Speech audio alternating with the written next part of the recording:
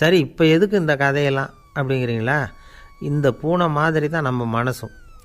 மனசை எவ்வளவு தான் பயிற்சி கொடுத்து பக்குவமாக வச்சுருந்தாலும் பார்க்குறதுக்கு பரமசாது மாதிரி தான் இருக்கும். பார்க்க வேண்டியதை பார்த்துட்டுதுன்னா பாஞ்சிரும். இந்த பூனை மாதிரி புலன் இன்ப பொருள்கள் கிட்டாத வரைக்கும் மனம் அடங்கி இருக்கிறது மாதிரி தான் தெரியும். கொஞ்சம் வாய்ப்பு கிடைச்சாலும் அது குதிக்க ஆரம்பிச்சிடும், தப்பு பண்ண ஆரம்பிச்சிடும். பெரிய பெரிய முனிவர்கள் வாழ்க்கையில் நடந்த வீழ்ச்சி இதை தான் நிரூபிக்குது. புலன்களின் ஆற்றல் அதிகம், அதனால் மனக்கட்டுப்பாடு பயிற்சிகளில் ரொம்ப எச்சரிக்கையாக இருக்கணுங்கிறார் சுவாமி சிவானந்தர். மது பழக்கத்தையே விட்டுவிட்டேன்னு உறுதியாக இருப்பான். கடை கண்ணில் பட்டுவிட்டுதுன்னா கால் அவனை கேட்காமலே இழுத்துக்கிட்டு உள்ளே போயிடும். இதுதான் மனசுங்கிறது. அதுதான் அந்த ராஜா வளர்த்த பூனை. நம்மால் ஒருத்தன் அந்த ராஜா பூனை தலையில் விளக்க வச்சது மாதிரி இவன் தன்னுடைய தலையிலேயே ஒரு விளக்கை ஏற்றி வச்சுக்கிட்டு என்னத்தையோ தேட ஆரம்பித்தான். தேடிக்கிட்டு இருக்கிறான். தலையை ஆட்டாமல் நிதானமாக நடந்து ரொம்ப நேரமாக தேடிகிட்டு இருக்கிறான். அந்த சமயம் அங்கே வந்த ஒருத்தர் என்னத்தை தேடுறீங்கன்னு கேட்டார். அதுதான் மறந்து போச்சு அப்படின்னு இழுத்தான். சரி, கொஞ்சம் இப்படி உட்காருங்க, ஞாபகம் வந்ததும் தேட ஆரம்பிக்கலாம் அப்படின்னார் அவர். இவன் கொஞ்ச நேரம் உட்காந்து யோசித்தான். அப்புறம் திடீர்னு எழுந்திரிச்சான். ஞாபகம் வந்துட்டுதுன்னா. என்னன்னு கேட்டார். எங்கள் வீட்டில் இருந்த விளக்கை எங்கே வச்சேன்னு தெரியல, அதை தான் தேடிக்கிட்டு இருக்கிறேன், ஏற்றி வைக்கலாம்னு பார்க்குறேன் அப்படின்னா. ஒரு ராஜா இருந்தார். நாடு பூராவும் நிறைய மரங்களை நட்டு வளர்க்கணுங்கிறது அவரோட ஆசை. தானே அதுக்கு முன்மாதிரியாக இருக்கணும்னு நினச்சார். அரண்மனையை சுற்றி மரங்களை நட்டு வளர்த்தார். இதை பார்த்துட்டு ஜனங்களும் அவங்கவுங்க வீட்டை சுற்றி மரக்கன்றுகளை நட்டு வளர்த்தாங்க. கொஞ்ச காலத்தில் ஊர் பூரா பசுமையாக மாறிச்சு. எல்லாருக்கும் சந்தோஷமாக இருந்தது. இது ஒரு பக்கம் இருக்கட்டும். இப்போ நான் சொல்ல போகிற கதை வேறு. அதாவது அந்த ராஜா ஒரு நாள் தன்னுடைய அரண்மனையை சுற்றி இருக்கிற விதவிதமான மரங்களை எல்லாம் போய் பார்த்தார். எப்படி இருக்கிறீங்க அப்படின்னு ஒவ்வொரு மரத்துக்கிட்டையும் விசாரித்தாராம். எந்த மரமும் சந்தோஷமாக இருக்கிறதா தெரியல. அதுக்கும் மனசில் ஒரு குறை. முதல்ல ஆலமரத்துக்கிட்ட போனார். அது சொல்லிச்சு, மண்ணா, நான் நல்லா பெருசாக வளர்ந்துருக்கிறேன், அடர்த்தியாக இருக்கிறேன், கிளையெல்லாம் 4 பக்கமும் நல்லா படர்ந்து தான் இருக்குது, இருந்தாலும் எந்த பிரயோஜனமும் இருக்கிறதா தெரியல எனக்கு. என்னுடைய பழம்லாம் ரொம்ப சின்னதாக இருக்குது, என் கண்ணுக்கு சரியாக புறப்பட மாட்டேங்குது. நான் இருக்கிற சைஸுக்கு என்னுடைய கிளையில் இருக்கிற பழம்லாம் எவ்வளோ பெருசாக இருக்கணும், அது இத்தினூண்டு இருக்கிறது எனக்கு பெரிய அவமானமாக இருக்குது.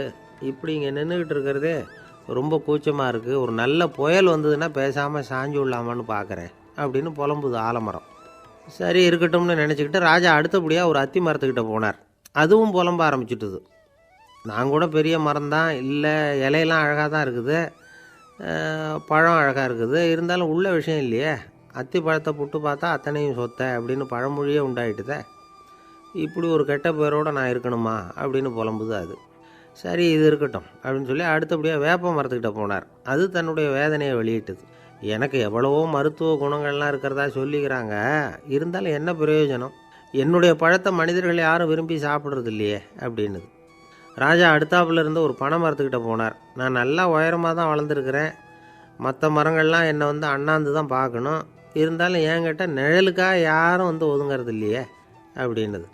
என்ன இது, எல்லா மரமும் இப்படி திருப்தி இல்லாமல் இருந்துக்கிட்டு இருக்குதே அப்படின்னு நினச்சிக்கிட்டே ராஜா அடுத்தபடியாக அங்கே இருந்த ஒரு பைன் மரத்துக்கிட்ட போனார். அழகாக உயரமாக பசுமையாக தான் இருந்தது, ஆனால் பழமோ பூவோ கிடையாது. அதை நினச்சி அது வருத்தப்பட்டுக்கிட்டு இருக்குது. ஓக் மரம் அது ஒன்று நின்றுட்டு இருந்தது. அது என்ன சொல்லிச்சுன்னா, இலை உதிர் காலத்தில் என் மேலே இருக்கிற எல்லா இலைகளும் உதிர்ந்து போடுது, முடி கொட்டின மனிதர்கள் மாதிரி மொட்டையாக நான் நிற்க வேண்டியிருக்குது, என்ன வாழ்க்கை இது அப்படின்னு சொல்லி அழுத்துக்கிட்டது. சரி, புளிய மரம் என்ன சொல்லுது பார்ப்போம்னு அதுக்கிட்ட போனால், என்னுடைய நிழலில் யாருமே தங்க மாட்டாங்க, உடம்புக்கு சூடுன்னு ஒதுங்கி போயிடுவாங்க, அடிமரத்தை பார்த்திங்கன்னா பட்டையெல்லாம் உறிஞ்சி பார்க்குறதுக்கே கேவலமாக இருப்பேன் அப்படின்னுது அது. முருங்கை மரம் என்ன சொல்லிச்சு தெரியுமா, என்னுடைய இலை காயெல்லாம் சாப்பிட்றவங்களுக்கு சத்து கொடுக்கறது வாசம்தான், ஆனால் என் உடம்புல சத்தே கிடையாது, கொஞ்சம் வேகமாக காற்று அடிச்சதுன்னா முறிஞ்சி விழுந்துடுறேன், என்ன வாழ்க்கை இது அப்படின்னு சொல்லி அது வருத்தப்பட்டது. ராஜா யோசனை பண்ணார். என்ன இது, மரங்கள் பூமியின் வரங்கள்னு சொல்கிறோம், மழை பெய்யறதுக்கு அதுதான் காரணம், பூமி செழிப்பாக இருக்கிறதுக்கும் அதுதான் காரணம், வீடு கட்டுறதுக்கு மரம், நாற்காலி செய்ய உபயோகப்படுத்துறதுக்கும் அதுதான் உபயோகப்படுது, மனுஷனுக்கு வேண்டிய ஆகாரங்களையும் கொடுக்குது, இப்படிலாம் இருந்தும் எல்லா மரமும் நிம்மதி இல்லாமல் இருந்துக்கிட்டு இருக்குதே அப்படின்னு நினச்சார். அப்போது அங்கே இருந்த ஒரு மகிழ மரம் அவர் கண்ணில் பட்டுது. அந்த மரம் மட்டும் கொஞ்சம் நிம்மதியாக மகிழ்ச்சியாக இருக்கிறது மாதிரி தெரிஞ்சுது. உடனே ராஜா அதுக்கிட்ட போனார். உனக்கு மனசில் எதுவும் குறை இல்லையான்னு கேட்டார். இல்லை, நான் சந்தோஷமாக தான் இருக்கேன்னு அந்த மகிழ மரம். அப்படியான்னு ஆச்சரியமாக கேட்டார் ராஜா.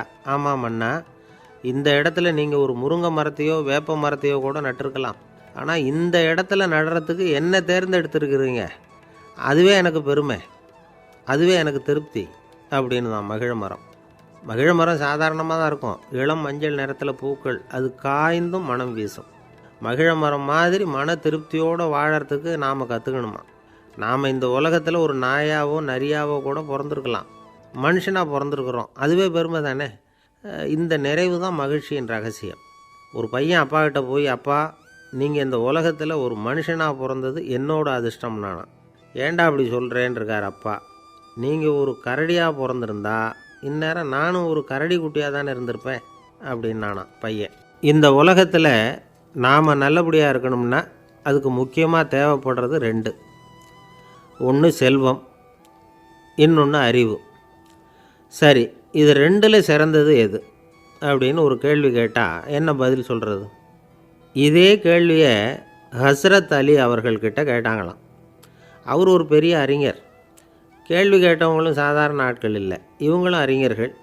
ஒரு நாள் ஹஸ்ரத் அலி அவர்கள்கிட்ட 10 அறிஞர்கள் வந்தாங்களாம். ஐயா, நாங்கள் 10 பேரும் உங்ககிட்ட ஒரே கேள்வியை தான் கேட்க வந்திருக்கிறோம், ஆனால் எங்கள் 10 பேருக்கும் நீங்கள் தனித்தனியாக பதில் சொல்ல முடியுமா அப்படின்னு கேட்டிருக்காங்க. அதாவது அவங்க ஒரே கேள்விக்கு இவர்கிட்ட இருந்து 10 விதமான பதில் எதிர்பார்க்குறாங்க. சரி கேளுங்க, என்ன கேள்வி அப்படின்னார் அவர். அப்போ தான் அவங்க கேட்டாங்களாம், செல்வம் அறிவு இது 2ல் சிறந்தது எது? இதுதான் கேள்வி. ஹஸ்ரத் அலி என்ன பண்ணார் தெரியுமா? அவங்கள ஒவ்வொருத்தராக கூப்பிட்டார், ஒவ்வொரு விதமான பதிலை சொல்லி அனுப்புனார். முதல்ல ஒருத்தரை கூப்பிட்டார், சொன்னார், அறிவுங்கிறது தீர்க்கதரிசிகள், ஞானிகள், மகான்கள் இவங்களோட பரம்பரை சொத்து. ஆனால் செல்வங்கிறது கொடுங்கோலரின் ஆயுதம், அதனால் அறிவு தான் சிறந்தது அப்படின்னார். 2வது ஆளை கூப்பிட்டார், உங்ககிட்ட செல்வம் இருந்தால் நீங்கள் தான் அதை காப்பாற்றணும், ஆனால் அறிவு உங்களை எப்பவும் காப்பாற்றும், ஆகவே அறிவு தான் சிறந்தது அப்படின்னார். 3வது ஆளை கூப்பிட்டார், செல்வந்தனுக்கு எப்போதும் விரோதிகள் அதிகம், ஆனால் அறிஞனுக்கு நண்பர்கள் அதிகம், அதனால் அறிவு தான் சிறந்ததுன்னார். அடுத்தவரை கூப்பிட்டார், செல்வம் அடுத்தவங்களுக்கு கொடுக்க கொடுக்க குறையும், ஆனால் கல்விங்கிறது அதிகரிச்சுக்கிட்டே வரும், கொடுக்கறதுனால குறையாது, அதனால் அறிவு தான் சிறந்ததுன்னார். இன்னொருத்தரை கூப்பிட்டார், அறிவுள்ளவன் எப்பவும் அதை அடுத்தவங்களுக்கு வாரி வழங்கிக்கிட்டே இருப்பான், அதனால் அவங்ககிட்ட தாராளத்தன்மை இருக்கும், ஆனால் செல்வந்தன்கிட்ட கஞ்சத்தனம் தான் இருக்கும், அதனால் அறிவு தான் சிறந்ததுன்னார். 6வது நபரை கூப்பிட்டார், செல்வத்தை கள்வர்கள் திருடிட்டு போக முடியும், ஆனால் அறிவை அப்படி திருடிட்டு போக முடியாது அப்படின்னார். 7வது நபரை கூப்பிட்டார், செல்வம் கால ஓட்டத்தில் அழிஞ்சிரும், ஆனால் அறிவை கால ஓட்டம் ஒன்றும் பண்ண முடியாது, ஆகவே அறிவே சிறந்ததுன்னார். 8வது ஆளை கூப்பிட்டு சொன்னார், செல்வத்துக்கு எப்பவும் எல்லை உண்டு, நிறை உண்டு, அளவு உண்டு, கணக்கு உண்டு, ஆனால் அறிவுக்கு அப்படிப்பட்ட எல்லை எதுவும் கிடையாது, அதனால் அதுதான் சிறந்ததுன்னார். அடுத்தவனை கூப்பிட்டார், செல்வம் உள்ளத்தில் உள்ள ஒளியை போக்கிவிடும், இருட்டை உண்டாக்கிவிடும், விரிந்த மனப்பான்மையை குறுகலாக்கிவிடும், ஆனால் அறிவு அப்படி இல்லை, இருண்ட உள்ளத்தில் ஒளியை பாய்ச்சி அதை விசாலப்படுத்துது, அதுதான் சிறந்ததுன்னார். கடைசியாக 10வது நபரை கூப்பிட்டார், செல்வம் மனசில் செருக்கை உண்டாக்குது, ஆணவத்தை ஏற்படுத்துது, அதனால் நானே கடவுள்னு நினைக்கிற அளவுக்கு மனுஷனை தாழ்த்தி விடுது, ஆனால் அறிவு பணிவையும் பண்பாட்டையும் வளர்க்குது, அதனால் அறிவு தான் சிறந்ததுன்னார். ஆக இப்படி 10 பேருக்கும் 10 விதமாக பதில் சொன்னது மூலமாக ஹஸ்ரத் அலி அவர்கள் அறிவு தான் செல்வத்தை விட சிறந்தது அப்படிங்கிறதுக்கு 10 காரணங்களை சுட்டி காட்டியிருக்கார். அந்த அறிஞர் 10 பேர் கேட்ட ஒரே கேள்விக்கு 10 பதில் சொன்னார். நமக்கு வேண்டிய ஒருத்தர் 10 பேர் கேட்ட கேள்விக்கு ஒரே பதில் சொல்லி சமாளித்தார். கேள்வி என்ன தெரியுமா? என்கிட்ட வாங்கின கடனை எப்போயா திருப்பி கொடுக்க போகிறேன்? இதுதான் அந்த 10 பேரும் கேட்ட ஒரே கேள்வி. இந்த மாதம் 26ஆம் தேதி தந்துடுறேன் அப்படிங்கிற ஒரே பதில் சொல்லி அவ்வளவு பேரையும் இவர் அனுப்பி வச்சுட்டாராம். எல்லாரும் போனதுக்கப்புறம் இவரை தனியாக கூப்பிட்டு கேட்டிருக்கிறாங்க, அது என்ன சார் கணக்கு, 26ஆம் தேதி அன்னைக்கு என்ன அதிசயம் நடக்க போகுது அப்படின்னு கேட்டிருக்காங்க. அதிசயம் அன்னைக்கு இல்லை, அதுக்கு நாளே நடக்க போகுதுன்னாராம். விவரமாக சொல்லுங்கன்னு இருக்காங்க. வேறு ஒன்றும் இல்லைங்க, 26ஆம் தேதி தானே எல்லாரையும் வர சொல்லியிருக்கிறேன், அதுக்கு நாளே நான் புறப்பட்டு தலைமறைவாயிட போகிறேன் அப்படின்னாராம் ரொம்ப பெருமையாக. துருக்மேனியாவில் அஷ்காபாத் அப்படின்னு ஒரு நகரத்தில் ஒரு புவியியல் விஞ்ஞானி இருந்தார். அவர் ஒரு நாய்க்குட்டி வளர்த்தார். ஒரு நாள் முன்னிரவு நேரம் ஒரு மேஜைக்கு முன்னாடி உட்காந்து அந்த விஞ்ஞானி ஏதோ கணக்கு போட்டுக்கிட்டு இருக்கிறார். அவருக்கு ஒரு சின்ன பெண் குழந்தை, அது தொட்டிலில் தூங்கிட்டு இருக்குது. அந்த நாய்க்குட்டியும் ஒரு மூலையில் படுத்து அது பாட்டுக்கு தூங்கிட்டு இருந்தது. ஒரே அமைதி. அந்த நேரத்தில் திடீர்னு அந்த நாய்க்குட்டி துள்ளி எழுந்திரிச்சிது. நேராக குழந்தைகிட்ட ஓடிச்சு. அந்த குழந்தைய அது போட்டிருந்த ட்ரெஸ்ஸோடு சேர்த்து கவ்வி தூக்குச்சு. தூக்கிக்கிட்டு வாசல் பக்கம் ஓடிச்சு. நாய்க்குட்டி குழந்தைய கவ்வி தூக்க முடியுமாங்கிற சந்தேகம் உங்களுக்கு இல்லையா? நீங்கள் நம்ம ஊர் நாய்க்குட்டியவே பார்த்து பழக்கப்பட்டிருக்கீங்க. அதனால் நம்புறதுக்கு சிரமமாக இருக்கும். அந்த ஊர்லெலாம் அது ரொம்ப ஸ்ட்ராங்காக இருக்கும். ஒரு ஏதோ கண்ணுக்குட்டி மாதிரி இருக்கும். விஞ்ஞானி அதை பார்த்துட்டார். உடனே அந்த நாய்க்கு வெறி பிடிச்சிட்டுதுன்னு முடிவு பண்ணிவிட்டு தன்னோட கை துப்பாக்கியை எடுத்துக்கிட்டு ஓடி வந்தார். அவர் வெளியில் நாய்க்குட்டி எங்கே அப்படின்னு பார்த்து தேடுறார். அந்த நேரத்தில் அந்த வீடு இடிஞ்சு விழுது. காரணம் பூமி அதிர்ச்சி. இப்படி பூமி அதிர்ச்சி உண்டாக போகுதுங்கிறது அந்த நாய்க்குட்டிக்கு முன்னாடியே தெரிஞ்சு போச்சு. அதுதான் குழந்தைய தூக்கிட்டு வெளியில் ஓடி வந்திருக்குது. அது மூலமாக அந்த குடும்பத்தையே காப்பாற்றிருக்குது அந்த நாய்க்குட்டி. இந்த சம்பவம் நடக்கிறதுக்கு 3 நாளைக்கு முன்னாடியே சில பிராணிகளுக்கு இப்படி நடக்க போகுதுங்கிறது தெரிஞ்சிருக்குதான். ஆமாம், அந்த நகரத்தில் 3 நாளைக்கு முன்னாடியே பாம்பு, பல்லி இதெல்லாம் அது தங்கியிருந்த வலையை விட்டு வெளியில் ஓடி வந்துட்டுது. அதே மாதிரி அங்கே இருந்த புறாவெல்லாம் பறந்து போயிடுச்சான். இதே மாதிரி யுகோஸ்லோவியாவில் கூட ஒரு நகரம், அங்கே ஒரு நாள் ராத்திரி ஒரு மிருக காட்சி சாலையில் திடீர்னு ஒரு பெரிய கலவரம், கூச்சல், குழப்பம். அங்கே இருந்த கழுதை, புலி, யானை, பறவை எல்லாம் கண்ணாபின்னான்னு கத்த ஆரம்பிச்சுட்டுது. நீர் யானை அதுக்குன்னு போடப்பட்டிருந்த தடுப்பையே தாண்டி குதித்து வெளியில் வந்துட்டு தான். மறுநாள் தான் எல்லாருக்கும் விஷயம் புரிஞ்சுது. அடுத்த நாள் காலையில் அங்கே பூமி அதிர்ச்சி உண்டாயிட்டுது. இப்போ பாருங்கள், அதாவது மனுஷனை போய் தீர்க்கதரிசி அது இதுன்னு சொல்லிகிட்டு இருக்கிறோம். இவனை விட அது பரவாயில்லைன்னு தோணுது. அதாவது மிருகங்கள் ஒன்று நடக்க போகுதுங்கிறத முன்னாடியே புரிஞ்சுக்குதே. சரி, இதெல்லாம் எப்படி அது முன்கூட்டி புரிஞ்சுக்குது? அதுதான் படைப்பு ரகசியம். அதை கண்டுபிடிக்கிறதுக்கு தான் மனுஷன் ஆராய்ச்சி பண்ணிகிட்டு இருக்கிறான். விஞ்ஞானிகளோட ஆராய்ச்சியெல்லாம் ஒரு பக்கம் இருக்கட்டும், வீட்டுக்குள்ளேயே சில ஆராய்ச்சி பண்ணி பாருங்களேன். இப்போ சில யோசனை சொல்லி அதை சோதனை பண்ணி பாருங்க அப்படின்னு ஒருத்தர் சொன்னாராம். அதாவது இப்போ மழை வருமா வராதா அப்படின்னு தெரிஞ்சுக்கணுமா, உடனே ஒரு பூனைக்குட்டி பின்னாடியே மெதுவாக போய் அது என்ன செய்யுதுன்னு கவனித்து பார்க்கணும். பூனைக்குட்டி தன்னோட பாதத்தினால சுகத்தில் அப்படி கீறிக்கிட்டு இருக்கும். அப்படி கீறினா கண்டிப்பாக மழை வரும். சில சமயம் பூனைக்குட்டி அப்படியே மல்லாந்து படுத்துக்கிட்டு பாதத்தை உயர தூக்கும், அப்படியும் இப்படியும் புரளும். இப்படி செஞ்சதுன்னா அன்னைக்கும் மழை இருக்காது. அதனால் முன்னாடி இருந்தது மழை வர்றதுக்கு அறிகுறி, இது மழை இல்லைங்கிறதுக்கு அறிகுறி. பறவைகள், பிராணிகள் இதுகளோட நடவடிக்கைகளை பார்த்துட்டு அதையெல்லாம் அடிப்படையாக வச்சு தான் காலநிலையை கண்டுபிடிக்கிற கருவிகளை கண்டுபிடிச்சிருக்கிறாங்க. வாத்து இருக்குல்ல, சில சமயம் தன்னோட அழகை தன்னோட இறகுகளில் அப்படியே புதைச்சிக்கும். அப்படி செஞ்சால் குளிர்காலம் வரப்போகுதுன்னு அர்த்தம். பருவநிலை குளிராக மாறப்போகுதுங்கிறதுக்கு இதுதான் அறிகுறி. சிட்டுக்குருவி இருக்குதுல்ல, அதெல்லாம் புழுதியில் உழுந்து புரளும். சிறகுகளை படபடன்னு அடிச்சுக்கும். அப்படி செஞ்சால் மழை வரப்போகுதுன்னு அர்த்தம். ஒன்று மட்டும் நாம் நல்லா தெரிஞ்சுக்கணும். இயற்கையின் சீற்றம்னு சொல்கிறோம் இல்லையா, இயற்கை ஏன் நம்ம மேலே கோவப்படுது? இயற்கையை நாம் அனுசரித்து போகிறதில்ல, அதனால் கோவப்படுது. காடுகளை அழிக்கப்படாது, விலங்குகளை கொல்லக்கூடாது, இயற்கை ஏற்படுத்தி வச்சுருக்கிற சமநிலையை கெடுக்கக்கூடாது. அதை புரிஞ்சுக்கிட்டு வாழ்ந்தோம்னா பூமியும் நடுங்காது, நாமளும் நடுங்க வேண்டிய அவசியம் இருக்காது. ஒருத்தர் இருந்தார், சாராய கடைக்கு போனாராம், நிறைய சாப்பிட்டார். அப்புறம் சொன்னார், இது ரொம்ப அற்புதமான சரக்கு போல் இருக்குது. உள்ளே போன உடனே இந்த பூமியே நடுங்கிறது மாதிரி இருக்குது எனக்கு அப்படின்னாராம். இதுக்கு கடைக்காரர் சொல்லியிருக்கார், நீங்கள் சாப்பிட்டது வெறும் பச்சை தண்ணி தாங்க, இப்போ ஏற்பட்டிருக்கிறது நிஜம் பூமி அதிர்ச்சி அப்படின்னாராம். ஒரு ஊரில் ஒரு ராஜா இருந்தார். அந்த ராஜாவுக்கு ஒரு மந்திரி. ராஜா ரொம்ப நியாயமானவர், நேர்மையானவர், கண்டிப்பானவர். தப்பு செய்கிறது யாராக இருந்தாலும் தண்டனை கொடுப்பார். வேண்டியவங்களுக்கு ஒரு நியாயம், வேண்டாதவங்களுக்கு ஒரு நியாயங்கிறதெல்லாம் அவர்கிட்ட கிடையாது.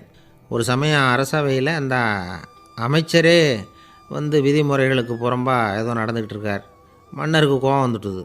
உடனே அந்த அமைச்சரை கிட்டத்தில் கூப்பிட்டு அவர் கன்னத்தில் ஓங்கி ஒரு அறை கொடுத்துட்டாராம். உடனே அந்த அமைச்சர் என்ன பண்ணார் தெரியுமா, நேராக போனார். அங்கே நின்றுக்கிட்டு இருந்த இன்னொருத்தர் கன்னத்தில் ஓங்கி அரைஞ்சார். அறை வாங்கினவர் திகைச்சு போயிட்டார். இவர் ஏன் நம்மளை அரைகிறார் அப்படின்னு யோசனை பண்ணார். மன்னரும் திகைச்சு போயிட்டார். நாம் இவரை அரைஞ்சால் அதுக்காக இவர் போய் இன்னொருத்தரை அரையணுமா அப்படின்னு யோசனை பண்ணார். இவருக்கு என்ன பைத்தியமானு கூட நினைக்க ஆரம்பிச்சிட்டார். ஆனால் என்ன ஆச்சுன்னா, அப்புறம் அமைச்சர் அவர் கவனிச்சிக்கிட்டு இருந்தாரா, அவர் இன்னொருத்தரை அரைஞ்சார் இல்லையா, அந்த அறை வாங்கின ஆசாமியை பார்த்து கத்திக்கிட்டு இருந்தார். யார்? அமைச்சர். ஏன்பா என்கிட்ட அறையை வாங்கிக்கிட்டு இப்படி விவரம் இல்லாமல் நின்றுக்கிட்டு இருக்கிறியே, நான் உனக்கு கொடுத்ததை நீ வேறு யாருக்கிட்டையாவது கொடுத்துரு அப்படின்னார். உடனே அந்த ஆள் பார்த்தான், தனக்கு அடுத்தபடியாக நின்றுக்கிட்டு இருந்தவனை ஓங்கி ஒரு அறை அரைஞ்சான். அவன் கன்னத்தை தடவிட்டே யோசனை பண்ணான். இது ஏதோ புரிஞ்சுக்கிட்ட மாதிரி அடுத்தாப்பில் நின்றுக்கிட்டு இருந்தவனை அரைஞ்சான். இப்படி இந்த அறை வந்து மாறி மாறி போய்கிட்டே இருக்குது. ஊர் பூரா பிரயாணம் பண்ண ஆரம்பிச்சுட்டுது. அன்னைக்கு ராத்திரி அந்த ராஜா படுக்கிறதுக்காக போனார். அந்த நேரம் பார்த்து அவர் கன்னத்தில் பலார்னு ஒரு அறை விழுந்தது. நம்மளே அறையிறது யார் அப்படின்னு அதிர்ச்சியோட மன்னர் திரும்பி பார்க்குறாரு. அரைஞ்சது அவரோட மனைவி. என்னாச்சு உனக்குன்னு கத்துனார் ராஜா. உங்களுக்கு தெரியாதா, ஊர் பூரா ஒருத்தர் மாற்றி ஒருத்தர் மூலமாக இந்த அறை வந்து பிரயாணம் பண்ணிட்டு வருது அப்படின்னாங்க அந்த அம்மா. அப்படின்னா ஆரம்பித்த இடத்துக்கே வந்துட்டுதா அப்படின்னாராம் மன்னர். என்ன சொல்கிறீங்கன்னு கேட்டிருக்காங்க. இவர் விவரத்தை சொன்னாராம். அப்படின்னா நீங்கள் ஆரம்பித்து வச்ச இந்த விளையாட்டை நான் முடிச்சு வச்சுட்டேன் அப்படின்னாங்களாம் அந்த அம்மா. மறுநாள் காலை மறுபடியும் அரசவை கூடிச்சு அந்த அமைச்சர் மன்னரை பார்த்து கேட்டார். என்ன மகாராஜா, என்கிட்ட கொடுத்ததை திருப்பி வாங்கிட்டீங்களா அப்படின்னாராம். இப்படி நடக்கும்னு நான் எதிர்பார்க்கவே இல்லைன்னார் மன்னர். ஆனால் நான் எதிர்பார்த்தேன். அது எங்கே போயிட போகுது, ஊர் பூரா சுற்றி கடைசியில் உங்ககிட்ட தான் வந்து சேரும் அப்படிங்கிறது எனக்கு தெரியும் அப்படின்னார் அமைச்சர். இந்த கதை வந்து வேடிக்கையாக இருந்தால் கூட இதில் உள்ள கருத்து முக்கியமானது. இந்த உலகத்தில் பல கருத்துக்கள் இப்படி தான் மாறி மாறி சுற்றி வந்துக்கிட்டே இருக்குது. நம்மால் ஒருத்தன் தன்னுடைய நண்பன் ஒருத்தனை கடத்தெருவில் பார்த்தான். உடனே ஓடி போய் பலார்னு ஒரு அறை கொடுத்தானா. அவன் கண்ணத்தை தடவிட்டு ஏன்டா என்னை அரைஞ்சேன்னு கேட்டிருக்கான். நீ ஏன்டா என்னை முட்டாள்னு என் மனைவிட்ட போய் சொன்னேன் அப்படின்ட்டுருக்கான் அவன். உன்னை ஒரு முட்டாள்னு சொன்னதுக்காகவா நீ என்னை அரைஞ்ச அப்படின்னு கேட்டிருக்கான் இவன். டேய், நான் அதுக்காக அறையலப்பா, அது ஒரு பெரிய ரகசியம். நான் முட்டாளுங்கிறது அந்த ரகசியத்தை நீ வந்து ஏன் எங்கள் வீட்டில் போய் சொன்னேன், அதுக்காக தான் அரைஞ்சேன் அப்படின்னு நான் அவன். பக்தின்னு சொல்கிறோம் இல்லையா, அது வந்து 3 வகைப்படும் அப்படிங்கிறார் ஒரு பெரியவர். அது என்ன 3 வகைன்னா, தெய்வ பக்தி, அடியார்கள் பக்தி, குரு பக்தி. அடியார் பக்தியை விட தெய்வ பக்தியை விட குரு பக்தி தான் ரொம்பவும் சிறந்ததுங்கிறார் அவர். தெய்வத்துக்கிட்ட செஞ்ச பாவம் குருநாதர்கிட்ட தீர்ந்துருமா. குருநாதர்கிட்ட செஞ்ச பாவம் தெய்வத்துக்கிட்ட போனாலும் தீராதான். இப்படி பெரியவங்களாம் சொல்லி வச்சுருக்கிறாங்க. ஒரு காடு, அங்கே அயோத தௌமியர் அப்படின்னு ஒரு தபோதனர். அவர் பல மாணவர்களை ஒன்றா சேர்த்து ஒரு குருகுலம் நடத்திக்கிட்டு இருக்கிறார். பல தரப்பட்டவங்க பல திறப்பட்டவங்க மாணவர்கள் அதில் சேர்ந்து படிச்சுக்கிட்டு இருக்கிறாங்க. பாஞ்சால ராஜகுமாரன் ஒருத்தனும் அந்த குருகுலத்தில் சேர்ந்து படிச்சுக்கிட்டு இருக்கிறான். அவன் பேர் ஆருணி. பெரிய இடத்து புள்ள, இருந்தாலும் படுப்பில் ரொம்ப கெட்டிக்காரனாக இருந்தான். அவன் தான் அங்கே முதல் மாணவன். ஒரு நாள் குருநாதர் அந்த அரசகுமாரனை கூப்பிட்டார். நம்ம குருகுலத்துக்கு சொந்தமான வயலில் தண்ணீர் பெருகி வெள்ளம் வந்து பயிரை வந்து அழிக்குதான், அதனால் நீ போய் மடையை அடைச்சிட்டு வந்துடும் அப்படின்னார். அந்த அரசகுமாரன் உடனே புறப்பட்டான். குருநாதர் சொல்லிட்டார்ல, உடனே புறப்பட்டான். நான் பெரிய இடத்து பிள்ளையாச்சே, ராஜகுமாரனாச்சே, ரொம்ப செல்வாக்கூட வளர்ந்தவனாச்சே, நான் போய் வயலில் இறங்கி வேலை செய்கிறதா அப்படின்னுலாம் அவன் நினைக்கல. குருநாதர் கட்டளையை நிறைவேற்ற வேண்டியது நம்ம கடமை அப்படின்னு நினச்சான். உடனே ஒரு மண்வெட்டியை தூக்கி தோளில் வச்சுக்கிட்டு புறப்பட்டு போயிட்டான். வயலுக்கு போனான். பார்த்தான், தண்ணி கரையை உடச்சிக்கிட்டு வயலுக்குள்ளே ஏகமாக பாஞ்சிக்கிட்டு இருக்குது. இவன் மண்வெட்டியால் களிமண்ணை புல்லோடு சேர்த்து புல் பற்ற மாதிரி வெட்டி வெட்டி போட்டான். இருந்தாலும் மடையை அடைக்க முடியல. தண்ணி அதை மீறி வந்துக்கிட்டே இருக்குது. தண்ணி வந்து வேகமாக வயலுக்குள்ளே போய்கிட்டே இருக்குது. போடுற பத்தையெல்லாம் கரைஞ்சி கரைஞ்சி போயிட்டுருக்கு. இருந்தாலும் இவன் தன்னுடைய முயற்சியை கைவிடலை. வெட்டி வெட்டி போட்டுக்கிட்டே இருக்கிறான்.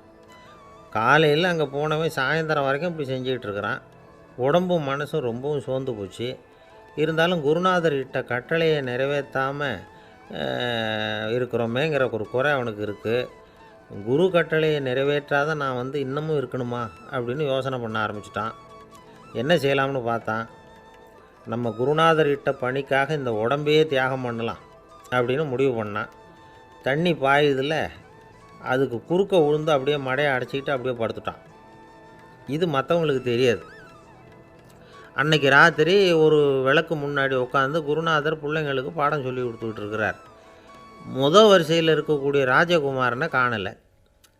நம்ம ஆருணி எங்கே போனா அப்படின்னு சொல்லி மற்ற மாணவர்களை விசாரித்தார். இப்போ அவங்க சொன்னாங்க, சுவாமி, அவன் காலையில் வயலுக்கு வந்து மடையை அடைக்கிறதுக்காக போனான், நீங்கள் தான் போக சொன்னீங்க, இன்னும் திரும்பி வரல அப்படின்னு ஒரு பையன். குருநாதர் உடனே ஒரு தீவெட்டி எடுத்துக்கிட்டு மாணவர்களை அழைச்சிக்கிட்டு வயலுக்கு போனார். அங்கே போய் பார்த்தா ஆளை காணும். ஆருணி ஆருணின்னு சொல்லி சத்தம் போட்டு கூப்பிட்டு பார்க்குறார். நான் இங்கே இருக்கேன் குருநாதா அப்படின்னு காலுக்கு அடியிலேருந்து ஒரு சத்தம் வருது. குனிஞ்சு பார்த்தா அவன் மடையில் படுத்துருக்குறான். என்னப்பா இதுன்னார். காலையிலேருந்து இந்த மடையை அடைச்சி பார்த்தேன் சுவாமி, முடியல. அதனால் இப்படி குறுக்க படுத்துட்டேன். என்னை தாண்டறதுக்கு பயந்து போய் தண்ணியே தேங்கி நின்றுட்டுது அப்படின்னா. அவனுடைய குரு பக்தியையும் அவனை தாண்டறதுக்கு அஞ்சு நிற்கிற தண்ணி தேக்கத்தையும் பார்த்துட்டு எல்லாரும் ரொம்ப ஆச்சரியப்பட்டு போயிட்டாங்களாம். ஆறுனே எழுந்திரிச்சு வா அப்படின்னு கூப்பிட்டாரான் குருநாதர். அவன் தண்ணீரை பொழந்துக்கிட்டு எழுந்திரிச்சு வந்தானான். அதனால் அவனுக்கு உத்தாலகன் அப்படின்னு ஒரு பேர். உத்தாலகன்னா தண்ணீரை பிளந்தவன் அர்த்தம். அந்த உத்தாலகன் மாதிரி இந்த காலத்து மாணவர்களுக்கும் குரு பக்தி வேணும் அப்படின்னு சொன்னோம் ஒரு பள்ளிக்கூடத்தில். உடனே நிறைய மாணவர்கள் எழுந்திரிச்சு நின்னாங்க. சார், நீங்கள் எங்களை இன்னமும் சரியாக புரிஞ்சுக்கலன்னு நினைக்கிறோம். அன்னைக்காவது ஒருத்தன் அப்படி இருந்தான், இன்றைக்கி ஏகப்பட்ட உத்தாலகர்கள் இருக்கிறோம். எங்கள் வாத்தியார் கட்டளை இட்டால் இப்போவே அது மாதிரி வயலுக்கு போய் மடையில் குறுக்கப்படுத்துக்கிறதுக்கு இந்த வகுப்பில் உள்ள அத்தனை பேரும் தயாராக இருக்கிறோம் அப்படின்னாங்க. அப்படியா அப்படின்னு சொல்லி கேட்டோம் ரொம்ப சந்தோஷமாக. ஒருத்தன் ரொம்ப அடக்கமாக எழுந்திரிச்சான். அப்புறம் சொன்னான், ஆமாம் சார், வகுப்பில் இவர் நடத்துகிற பாடத்தை கேட்டுக்கிட்டு இருக்கிறத விட பேசாமல் போய் மடையில் படுத்துடுறது ஒன்றும் கஷ்டமான காரியமாக இருக்காது. அதனால தான் எல்லோரும் அங்கே போகிறேன்னு சொல்கிறோம் அப்படிங்கிறான். ஒரு இலக்கிய கூட்டம் ஏற்பாடு பண்ணியிருக்கிறோம், நீங்கள் அவசியம் அதில் பேசணும் அப்படின்னு கேட்டுக்கிட்டார் ஒருத்தர். வேணாங்க, 4 பேருக்கு முன்னாடி நிற்கிறதுனா எனக்கு ரொம்ப கூச்சமாக இருக்கும் அப்படின்னாரு இவர். ஏன் சார், இன்னமும் குழந்த மாதிரி கூச்சப்படுறீங்களே அப்படின்னார் அவர். அவரை ஒரு மாதிரியாக சமாளித்து அனுப்பி வச்சுட்டு அதுக்கப்புறம் அதை பற்றி இவர் யோசித்து பார்த்துருக்கார். சில நிபுணர்கள் எழுதியிருக்கிறத படித்தும் பார்த்துருக்கிறார். மனோதத்துவ நிபுணர்கள் என்ன சொல்கிறாங்க தெரியுமா? 10லேருந்து 20% குழந்தைகள் பிறக்கிறப்பவே கூச்ச சுபாவம் கொண்டதாக தான் இருக்குதான். ஒரு தாத்தா தன்னோட பேர பிள்ளைய ஆசையாக கூப்பிடுறார் விளையாட்டு காட்ட, அதை அழுதுகிட்டு ஓடி போகுது. ஒரு அம்மா தன்னோட பிள்ளைய பள்ளிக்கூடத்தில் சேர்க்கறதுக்காக கூப்பிட்டுக்கிட்டு போகிறாங்க. அந்த பிள்ளை அம்மாவோட முந்தானையில் ஒளிஞ்சிக்கிட்டு வெளில வரமாட்டேங்குது. இவங்களெல்லாம் எப்படி சமாளிக்கிறது? குழந்தைகளோட கூச்ச சுபாவத்தை போக்குறது எப்படி? இதுக்கு நிபுணர்கள் சில யோசனைகளை சொல்லியிருக்கிறாங்க. மற்றவங்களுக்கு முன்னாடி என் பையனுக்கு கூச்சம் ரொம்ப அதிகம் சார், மற்றவங்க பார்த்தா ரொம்ப வெக்கப்படுறான், இப்படி சொல்கிற அப்பாக்கள் உண்டு. என் பையன் புது மனுஷாலை பார்த்தா அட்டையாக ஒட்டிக்குவான் சார் அப்படின்னு சொல்கிற அப்பாக்களும் உண்டு. இப்படிலாம் குழந்தைகளுக்கு முத்திரை குத்துறது ரொம்ப தப்பான். புதுசாக யாராவது வீட்டுக்கு வந்தால் குழந்தை தானாக தன்னோட கூச்சத்தையும் பயத்தையும் போக்கிக்கிட்டு சகஜமாக மாறி வர்றதுக்கு வாய்ப்பு கொடுக்கணுமா. ஒரு கூட்டத்துக்கோ அல்லது சொந்தக்காரங்க கல்யாணத்துக்கோ குழந்தைய அழைச்சிட்டு போகிறீங்க, அங்கே போய் கட்டாயப்படுத்தி குழந்தைய மற்றவங்க கிட்ட பேச சொல்லக்கூடாது. சில சமயம் குழந்தை தானாக தன்னுடைய கூச்ச சுபாவத்தை விட்டு பேசுகிறதுக்கு முன் வந்தால் அதை பாராட்டணும். குழந்தை கலகலப்பு இல்லாமல் மௌனமாக இருந்ததுன்னா அதையும் கண்டுக்கக்கூடாது. குழந்தை பேச ஆரம்பித்தா அதை ஆர்வத்தோடு கவனிக்க தெரியணும். கலந்து உரையாடுற பழக்கத்தை வீட்லேயே ஆரம்பிக்கலாம். கேட்டதுக்கு பதில் சொல் அப்படின்னு நீங்கள் அதிகாரம் பண்ணிகிட்டு இருக்கக்கூடாது. அது குழந்தைக்கு பேசுகிற சந்தர்ப்பத்தை குறைச்சிருமா. இப்போ நாம் அதிகாரம் பண்ணால் கேலி செய்கிற பழக்கம் குழந்தைகளை ரொம்ப பாதிச்சிருமா. பெரியவங்களானதுக்கு அப்புறமும் சில பேர் கூச்சத்தோடவும் பயத்தோடவும் இருக்கிறதுக்கு இதுதான் காரணம். சின்ன வயசில் அவங்கெல்லாம் ஏதாவது கேலிக்கு ஆளாகி இருப்பாங்க. 2வது குழந்தை மூத்த குழந்தைய கேலிக்கு ஆளாகிற சந்தர்ப்பங்களை கண்டு கேலி பண்ணினா அது இளம் நெஞ்சங்களை விட்டு நீங்கிறதே இல்லையா. எப்பவும் குழந்தையோட நடை உடை பாவனைகளை பற்றி சொல்லிக்கிட்டே இருக்கக்கூடாதான். அதுவே கூச்ச சுபாவத்தை கொண்டுட்டு வந்துடுமா. அப்பா எங்கேன்னு யாராவது கேட்டால் இது மாதிரி இன்ன காரியத்துக்காக வெளியில் போயிருக்கார், இத்தனை மணிக்கு திரும்பி வருவார் அப்படின்னு சொல்கிற அளவுக்கு குழந்தைகளை பழக்கப்படுத்தி வைக்கணும். ஃபோன்லேயே யாராவது விசாரித்தா கூட இது மாதிரி பதில் சொல்லு அப்படின்னு சொல்லணும். சின்ன சின்ன மீட்டிங்கில் 4 வார்த்தை பேச தயார் பண்ணலாம். ஒரு கடையிலையோ அல்லது ஹோட்டல்லையோ ஏதாவது விவரம் கேட்கணும்னா உங்கள் குழந்தைய தைரியமாக அனுப்புங்க. குழந்தைகள் பணிவாகவும் பொறுமையாகவும் விவரம் கேட்குறப்போ கூச்ச சுபாவம் தானாக போயிடும். சின்ன வயசுலேயே இப்படிலாம் பழக்கப்படுத்தினா தான் வருங்காலத்தில் தைரியமாக இந்த சமுதாயத்தில் வாழ முடியும். இல்லைன்னா 60 வயசுலேயும் அடுப்பங்கரையை விட்டு வெளில வர்றதுக்கு கூச்சப்பட்டுக்கிட்டு தான் இருக்க வேண்டியிருக்கும். இந்த காலத்து பிள்ளைங்க எவ்வளவோ பரவாயில்ல, எதுக்கும் தயங்குறதில்ல, கூச்சப்படுறதில்ல. ஒரு அம்மா அடுப்பங்கரையிலேருந்து சத்தம் போட்டாங்க, டேய் ராமு, தயவு பண்ணி அந்த டிவியை நிறுத்துறா, அந்த பெண்ணோட குரல் மகா மோசம், அடுப்பங்கரையில் இருக்கிற என்னாலேயே அதை சகிச்சிக்க முடியல அப்படின்னாங்களாம். உடனே பையன் கொஞ்சம் கூட தயங்காமல் பதில் சொல்கிறான், அம்மா, இந்த குரல் டிவியிலேருந்து வரல, எதிர்த்த விட்டு மாமி தான் இங்கே வந்திருக்கிறாங்க, அவங்க தான் இப்போ என்னோட பேசிக்கிட்டு இருக்கிறாங்க அப்படின்னு. ஐயா, உங்கள் பேரை தொடர்ந்து தினம் கேட்டுக்கிட்டு இருக்கிறேன் அப்படின்னார் ஒருத்தர். தொடர்ந்து கேட்குறீங்களே, உங்களுக்கு காது வலிக்கலையா அப்படின்னு கேட்டோம். பேசுகிற உங்களுக்கே வாய் வலிக்கலை அப்படிங்கிறப்போ கேட்குற எங்களுக்கு எப்படி காது வலிக்கும் அப்படின்னார். நம்ம உடம்புல ஒரு அதிசயம் என்ன தெரியுமா? ரொம்ப நேரம் நாம் நடக்கிறோம்னு வச்சுக்கோங்க, கால் வலிக்கும். ரொம்ப நேரம் வேலை செஞ்சால் கை வலிக்கும், உடம்பு வலிக்கும். ரொம்ப நேரம் பார்த்துக்கிட்டே இருந்தால் கண்ணு வலிக்கும். ரொம்ப நேரம் பேசிக்கிட்டே இருந்தால் வாய் கூட வலிக்கும். ஆனால் ரொம்ப நேரம் கேட்டுக்கிட்டே இருக்கிறதுனால காது வலிக்கிறது இல்லை. அதனால் கேட்குறதுக்கு முக்கியத்துவம் கொடுத்தாங்க நம்ம பெரியவங்க. திருவள்ளுவர் தேவையில்லாமல் வார்த்தைகளை உபயோகப்படுத்த மாட்டார். ஒரு திருக்குறள்னு எடுத்துக்கிட்டாவே அதில் மொத்தம் 7 வார்த்தைகள், அவ்வளவுதான். அப்படி 7 வார்த்தைகள் மட்டுமே உள்ள ஒரு திருக்குறளில் வள்ளுவர் ஒரே வார்த்தையை 5 தடவை உபயோகப்படுத்தியிருக்கிறார், திரும்ப திரும்ப பயன்படுத்தியிருக்கிறார். அப்படின்னா அதை எந்த அளவுக்கு வலியுறுத்தி சொல்கிறார் அப்படிங்கிறத நாம் புரிஞ்சுக்கணும். அது என்ன குறள்? செல்வத்துள் செல்வம் செவிச்செல்வம், அச்செல்வம் செல்வத்துள் எல்லாம் தலை. செவிச்செல்வம்ங்கிறது அவ்வளவு முக்கியமானது. கற்றலின் கேட்டல் நன்று. அதிகம் கேட்கணுங்கிறதுக்காகத்தான் எவ்வளவு கேட்டாலும் காது வலிக்கிறதில்ல. குறைச்சலாக பேசணும், அதிகமாக கேட்கணும். இன்னொரு விஷயம் கவனிங்க. நம்ம உடம்பில் கண்ணுக்கு மூடி இருக்குது, எதையாவது நாம் பார்க்க விரும்பலைன்னா உடனே கண்ணை மூடிக்கலாம். நம்ம வாய்க்கு மூடி இருக்குது, பேச விருப்பம் இல்லையா, வாயை மூடிக்கலாம். மூக்குக்கு கூட மூடிக்கிற வசதி இருக்குது, எதையாவது முகர விருப்பம் இல்லையா, மூச்சை அடக்கிக்கலாம். ஆனால் பாருங்கள், காதுக்கு மூடி கிடையாது, அதை கையால் தான் மூட முடியும். யார் என்ன சொன்னாலும் அது நல்லதோ கெட்டதோ காதில் விழுந்துக்கிட்டு தான் இருக்கும். அறிவு தான் நல்ல விஷயங்களை எடுத்துக்கிட்டு கெட்ட விஷயங்களை விட்டுடணும். நல்ல கருத்துக்கள் நம்ம காதில் நிறைய விழுந்துக்கிட்டே இருக்கணும். அதை கேட்டு நாம் நல்லபடியாக வாழணுங்கிறது தான் படைப்பின் விருப்பம். ஆன்மீகவாதிகள் கூட ஒன்று சொல்லுவாங்க. அதாவது, ஆன்மீக பாதையில் நீங்கள் முன்னேறணும்னா முதல்ல சிரவணம் செய்யணும்பாங்க. அதாவது பெரியவங்க சொல்கிற நல்ல கருத்துக்களை கேட்கணும் அப்படின்னு அதுக்கு அர்த்தம். அதனால் யார் நல்ல கருத்துக்களை சொன்னாலும் அதை காது கொடுத்து கேளுங்க. இவ்வளவு கருத்துக்களையும் நம்ம நேயர் ஒருத்தர்கிட்ட சொல்லிகிட்டு இருந்தோம். அவரும் சரி சரின்னு தலையாடிக்கிட்டே இருந்தார். அப்புறம் சொன்னார், நீங்கள் சொல்கிறது சரிதான் சார், காதுக்கு மூடி இல்லைங்கிறது ரொம்ப சரி. அதனால தான் உங்கள் தகவல் கூட நாங்கள் விரும்புகிறோமோ இல்லையோ தினம் காதில் விழுந்துக்கிட்டு இருக்குது அப்படின்னார். எங்களுக்கு ரொம்ப பெருமையாக இருந்தது. அப்படியா அப்படின்னோம். ஆனாலும் என்ன மாதிரி சில பேர் நீங்கள் தகவல் சொல்கிற சமயத்தில் காதில் மூடி இல்லையேன்னு சொல்லி கவலைப்படுறதில்ல சார் அப்படின்னார். ஏன்னு கேட்டோம். காதை மூடுறதுக்கு தானே வசதி இல்லை, ரேடியோவை மூடுறதுக்கு வசதி இருக்குதுல்ல, அதனால் டக்குன்னு அதை மூடி வச்சுருவோம் அப்படின்னார். வங்க நாவலாசிரியர் சரத் சந்திரர் ஒரு நண்பர் அவர்கிட்ட வந்தார். வழக்கமாக எல்லா எழுத்தாளர்கள்கிட்டையும் கேட்குற ஒரு கேள்வியை கேட்டார். நீங்கள் எழுத்துத்துறைக்கு வந்தது எப்படி? இதுதான் கேள்வி. அதை தெரிஞ்சு என்ன பிரயோஜனம்னார் சரத் சந்திரர். சும்மா சொல்லுங்களேன், தெரிஞ்சுக்கிறேன் அப்படின்னார் வந்தவர். சரி சொல்கிறேன்னு ஆரம்பித்தார். நான் ரங்கூனில் வேலை பார்த்துக்கிட்டு இருந்தேன். சம்பளம் பத்தலை. வேலையும் பார்த்துக்கிட்டு ஒரு பலசரக்கு கடை வைக்கலாம்னு நினச்சேன். என்னால் மளிகை கடை வச்சு சரியாக நடத்த முடியுமாங்கிற சந்தேகம் என் மனைவிக்கு. அதை சோதனை பண்ணி பார்க்கணுங்கிறதுக்காக சில பொருள்களின் அளவு, அதோட விலை, இப்படி சிலதை சொல்லி எல்லாத்தையும் மனக்கணக்காக கூட்டி போட சொன்னாங்க. என்னால் சரியாக கூட்டி சொல்ல முடியல.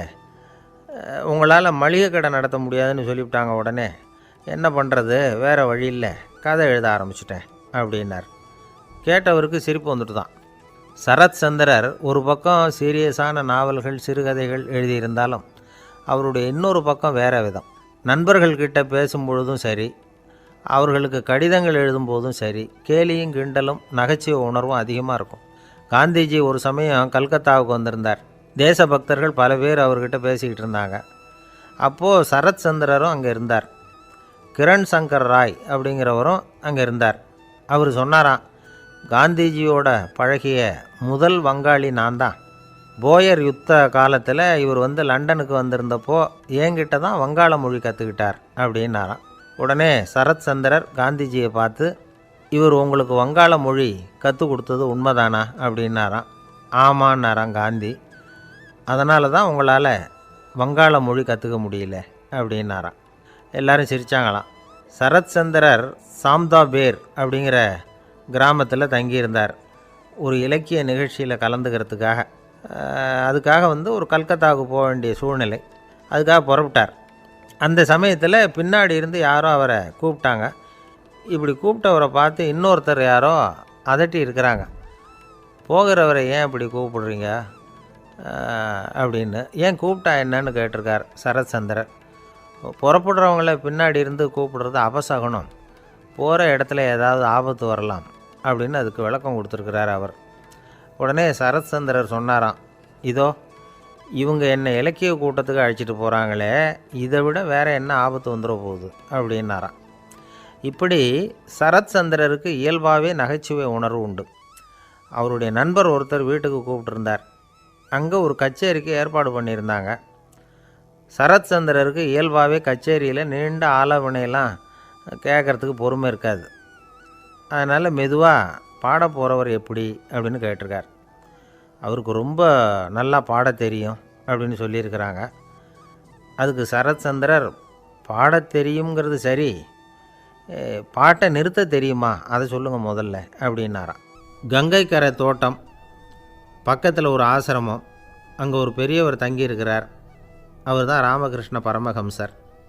அந்த ஆசிரமம் இருந்த இடம் கரக்பூர். வங்காளத்தில் பொதுவாக எல்லோரும் மீன் சாப்பிட்றது உண்டு. கங்கையில் குளிச்சுட்டு கையில் ஒரு மீனோடு வர்றது வழக்கம். இவர் இருக்கிற இடத்துக்கு கங்கையில் படகு வழியாக வரணும். அப்படி தான் எல்லோரும் வருவாங்க. வர்றவங்கள ஒன்று கூட்டி ஆன்மீக விஷயங்களை பற்றி பேசிக்கிட்டு இருப்பார். ஒவ்வொரு நாள் ஒவ்வொருத்தர் நகரத்துக்கு போகணும்.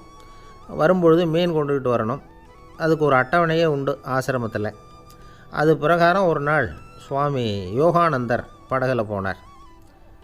படகை செலுத்தினவங்க ராமகிருஷ்ணரையும் சுவாமி யோகானந்தரையும் மற்றவங்களையும் பித்தர்கள் அப்படின்னு சொல்லி ஏளனமாக பேசினாங்க. அவங்க என்ன பைத்தியம் பிடிச்சவங்க அப்படிங்கிறது மாதிரி. சுவாமி யோகானந்தருக்கு ரொம்ப மென்மையான இதயம். இவங்க இப்படி கண்ணாபின்னான்னு பேசுகிறத பார்த்தா மீனை வாங்கிட்டு திரும்புகிறப்போ என்ன நடக்குமோ அப்படிங்கிற பயம் வேறு வந்துட்டுது அவருக்கு. அவ்வளவு மென்மையானவர். இதை தெரிஞ்சுக்கிட்ட ராமகிருஷ்ணர், யோகானந்தா இங்கே வா அப்படின்னு கூப்பிட்டார். இவர் கண்ணீரை தொடச்சிக்கிட்டே கிட்ட போனார்.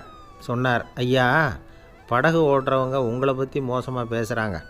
என்ன திட்டினா பரவாயில்ல, ஆனால் உங்களை அவங்க திட்டுறாங்க. அதை என்னால் தாங்கிக்க முடியல அப்படின்னார். இதை கேட்டதும் ராமகிருஷ்ணருக்கு கோபம் வந்துட்டு தான். என்னது, உன்னுடைய குருவை பற்றி அவங்க மோசமாக பேசும்பொழுது நீ சும்மா இருந்தியா? வெளியில் போ அப்படின்னு விட்டார். குரு நிந்தனை செய்கிறப்போ அதை கேட்டுக்கிட்டு சும்மா இருக்கலாமா? குரு நிந்தனையை கேட்டால் பாவம் இல்லையா? என்னை தூற்றும்போது அவங்க பாவம் செய்கிறாங்க. அதை கேட்டுக்கிட்டு நீ சும்மா இருந்தால் நீயும் பாவம் செய்கிற அப்படின்னாராம். அடுத்த நாள் சுவாமி நிரஞ்சனானந்தர் போக வேண்டிய நாள். இவர் படகுல போகும்பொழுதும் அதே மாதிரி நடந்து தான். அவங்க மோசமாக பேச ஆரம்பித்தாங்க, திட்ட ஆரம்பித்தாங்க. அப்படி கேலி பண்ண ஒருத்தனை இவர் என்ன பண்ணார், பலார்னு கன்னத்தில் அரைஞ்சிட்டார்.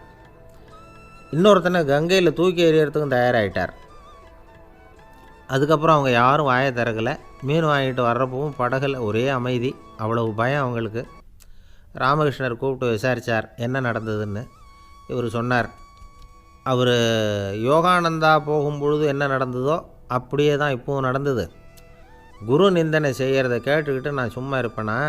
ஒருத்தனை அப்படியே அரைஞ்சுட்டேன், இன்னொருத்தனை ஆற்றுல தூக்கி போட்டுருவேன்னு பயமுறுத்தினேன், அவ்வளவுதான் அப்படின்னாராம். இப்போவும் ராமகிருஷ்ணருக்கு கோபம் வந்துட்டு தான். என்ன இது, அணியறது காஷாயம், இருக்கிறது ஆசிரமம், உனக்கு இவ்வளவு கோபம் வந்ததுன்னா அப்புறம் என்னத்துக்கு ஆசிரமத்தில் இருக்கணும்? பிரம்மச்சாரி எப்பவும் அமைதியாக இருக்கணும் அப்படின்னு அறிவுரை சொன்னாராம் ராமகிருஷ்ணர். அப்போ இவர் கேட்டாராம், ஏங்க அவருக்கு ஒரு விதமான அறிவுரை சொன்னீங்க, எனக்கு வேறு விதமாக அறிவுரை சொல்கிறீங்க, இதில் எது உண்மை அப்படின்னு கேட்டிருக்கார். இதுக்கு ராமகிருஷ்ணர் சொன்ன பதில் என்னென்னா, அட அசடே, சக்கரத்தில் காற்று அதிகமாக இருந்தால் குறைக்கணும், குறைச்சலாக இருந்தால் கூட்டணும். அவன் சாது, அவனுக்கு அதிக உணர்ச்சி தேவை, உனக்கு படபடப்பு அதிகம், உனக்கு பொறுமை தேவை அப்படின்னாராம். இதில் உள்ள கருத்து என்னென்னா, கல்விங்கிறது எப்படின்னா அதை சூழ்நிலைக்கு தகுந்த மாதிரி கற்பிக்கணும். எல்லாருக்கும் ஒரே மாதிரி கற்பிக்கக்கூடாது. கேட்குறவர் தகுதி, புரிஞ்சுக்கிற திறமை, இதை பொறுத்து கல்வி அமையணும். ஆரம்ப காலத்தில் ஒரு குரு, அப்போ ஒரு சீடன் இருந்தான். அது வேடிக்கையான குரு, வேடிக்கையான சீடன். ஒரு ஆசிரமம். ஒரு நாள் ஒருத்தன் அவசரமாக அந்த குருவை தேடி வந்திருக்கிறான். என்ன விஷயம்னு விசாரித்தார் குரு. உங்கள் சீடர் என்னை அடிச்சுட்டார் அப்படின்னு புகார் பண்ணானான் அந்த ஆள்.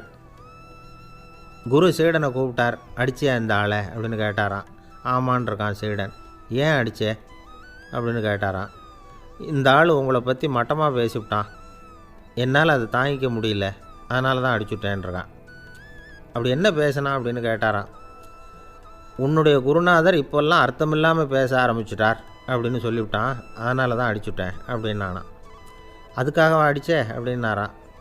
நான் அதுக்காக அடிக்கலை குருவே, இப்போல்லாம் நீங்கள் அர்த்தமில்லாமல் பேசுகிறதாக அவன் சொல்கிறான் அப்படின்னா இதுவரைக்கும் நீங்கள் அர்த்தத்தோடு பேசினதாகத்தானே அர்த்தம், அது தப்பு தானே, அதனால தான் அடித்தேன் அப்படின்னு நானான். ஒரு பெரியவர் உட்கார்ந்துருக்கிறார், அவரை சுற்றி அவருடைய தோழர்கள் உட்காந்துருக்கிறாங்க.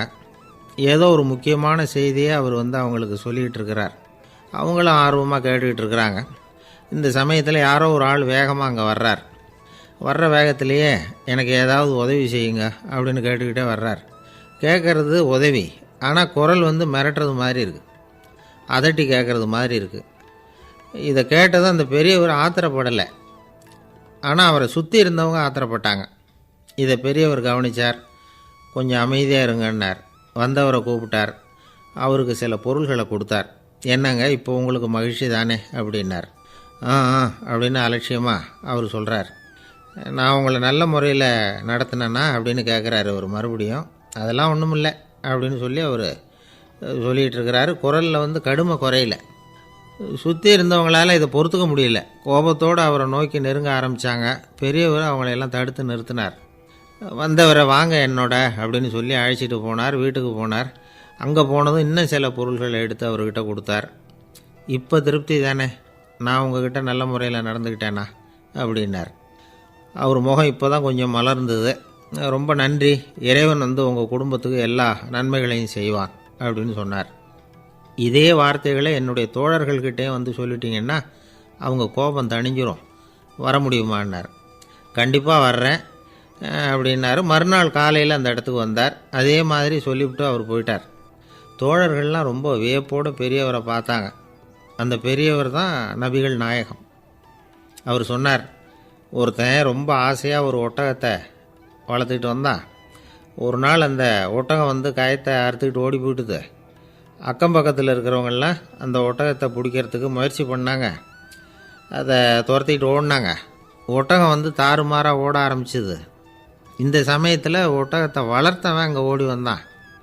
நீங்கள் அதை ஒன்றும் செய்ய வேணாம், விட்டுருங்க, அதோட சுபாவம் எனக்கு நல்லா தெரியும், அதை சுலபமாக என்னோடய வழிக்கு கொண்டுகிட்டு வந்துட முடியும், நான் பார்த்துக்கிறேன், விட்டுருங்கோ அப்படின்னா.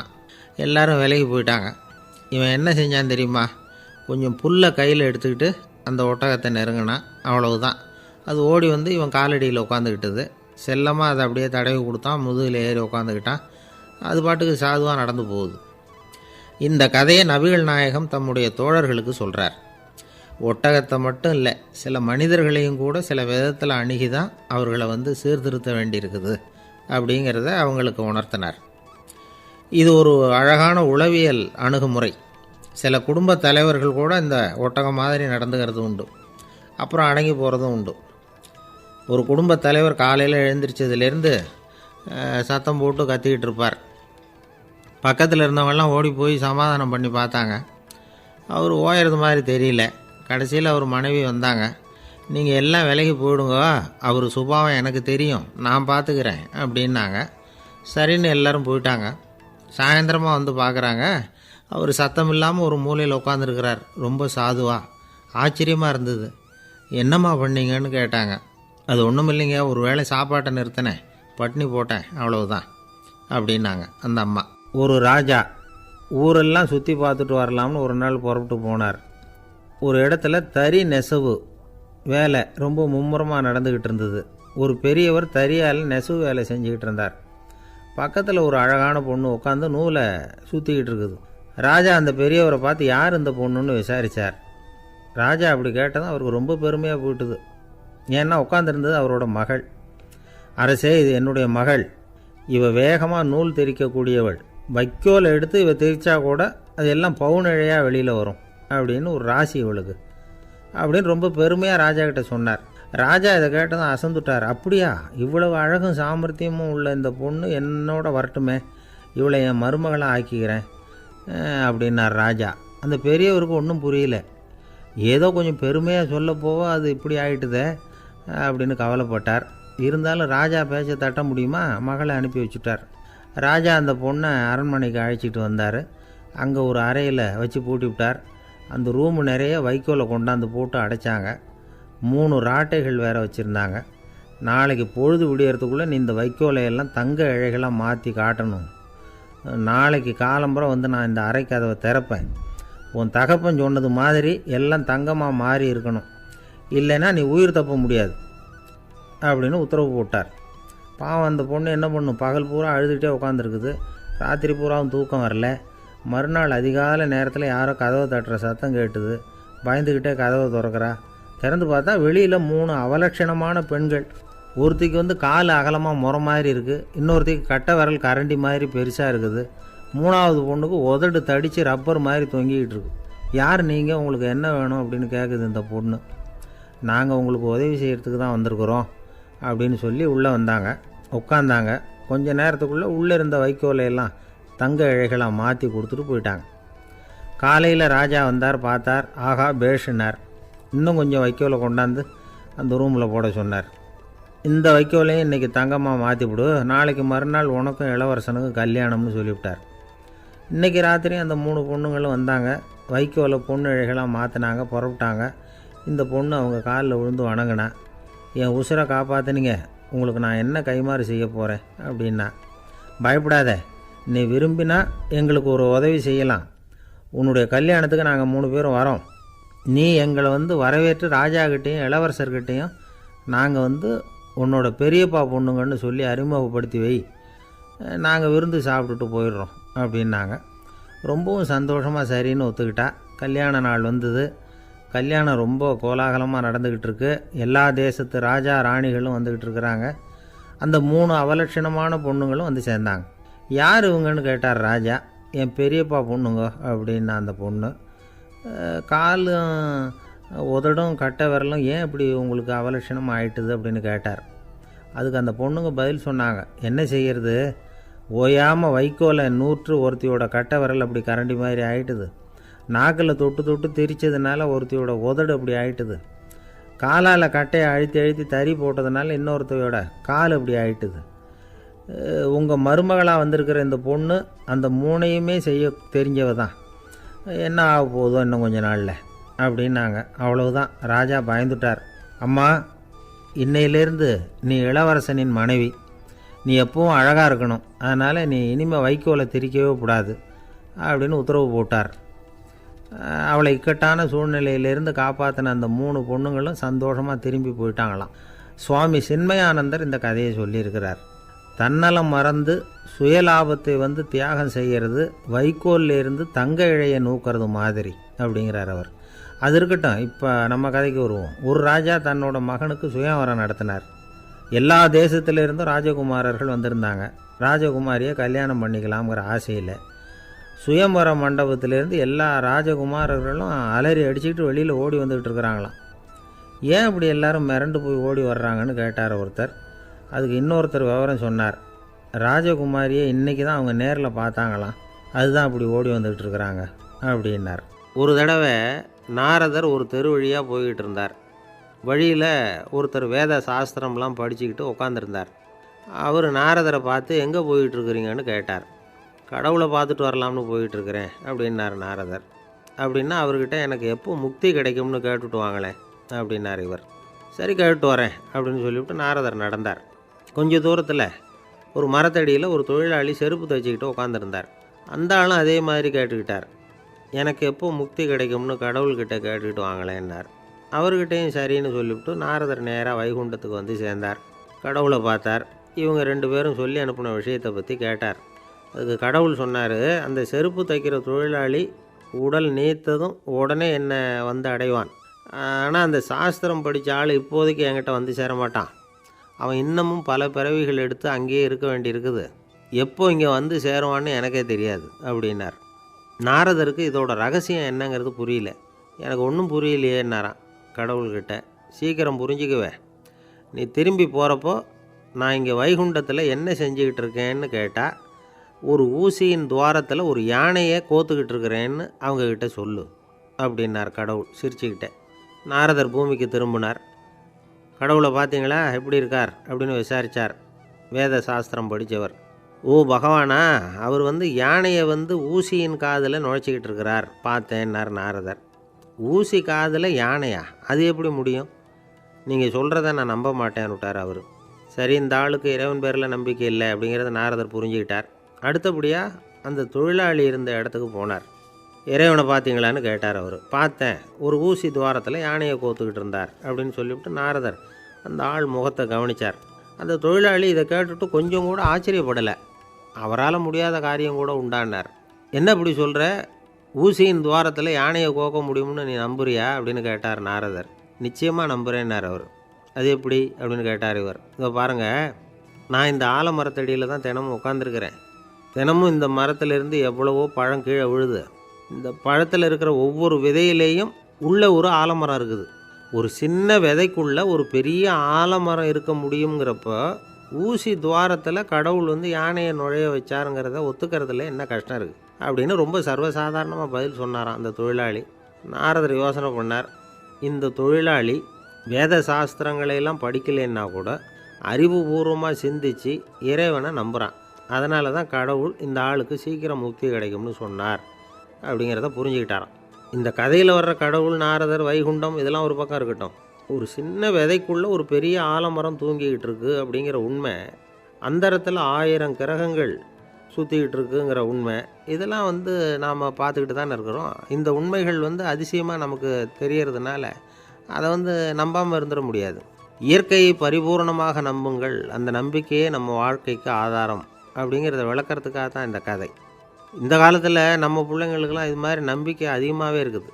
ஒரு நாள் ஒரு சின்ன பையன்கிட்ட கேட்டேன், ஏன்பா கடவுள் ஒரு பானைக்குள்ளே ஒரு யானையை நுழைய வச்சுட்டாருன்னு சொன்னால் அதை நீ நம்புவியா அப்படின்னு கேட்டோம். நம்புவேன் சார், அது ஒன்றும் பெரிய அதிசயம் இல்லைன்னா. எப்படிறான்னு கேட்டோம்.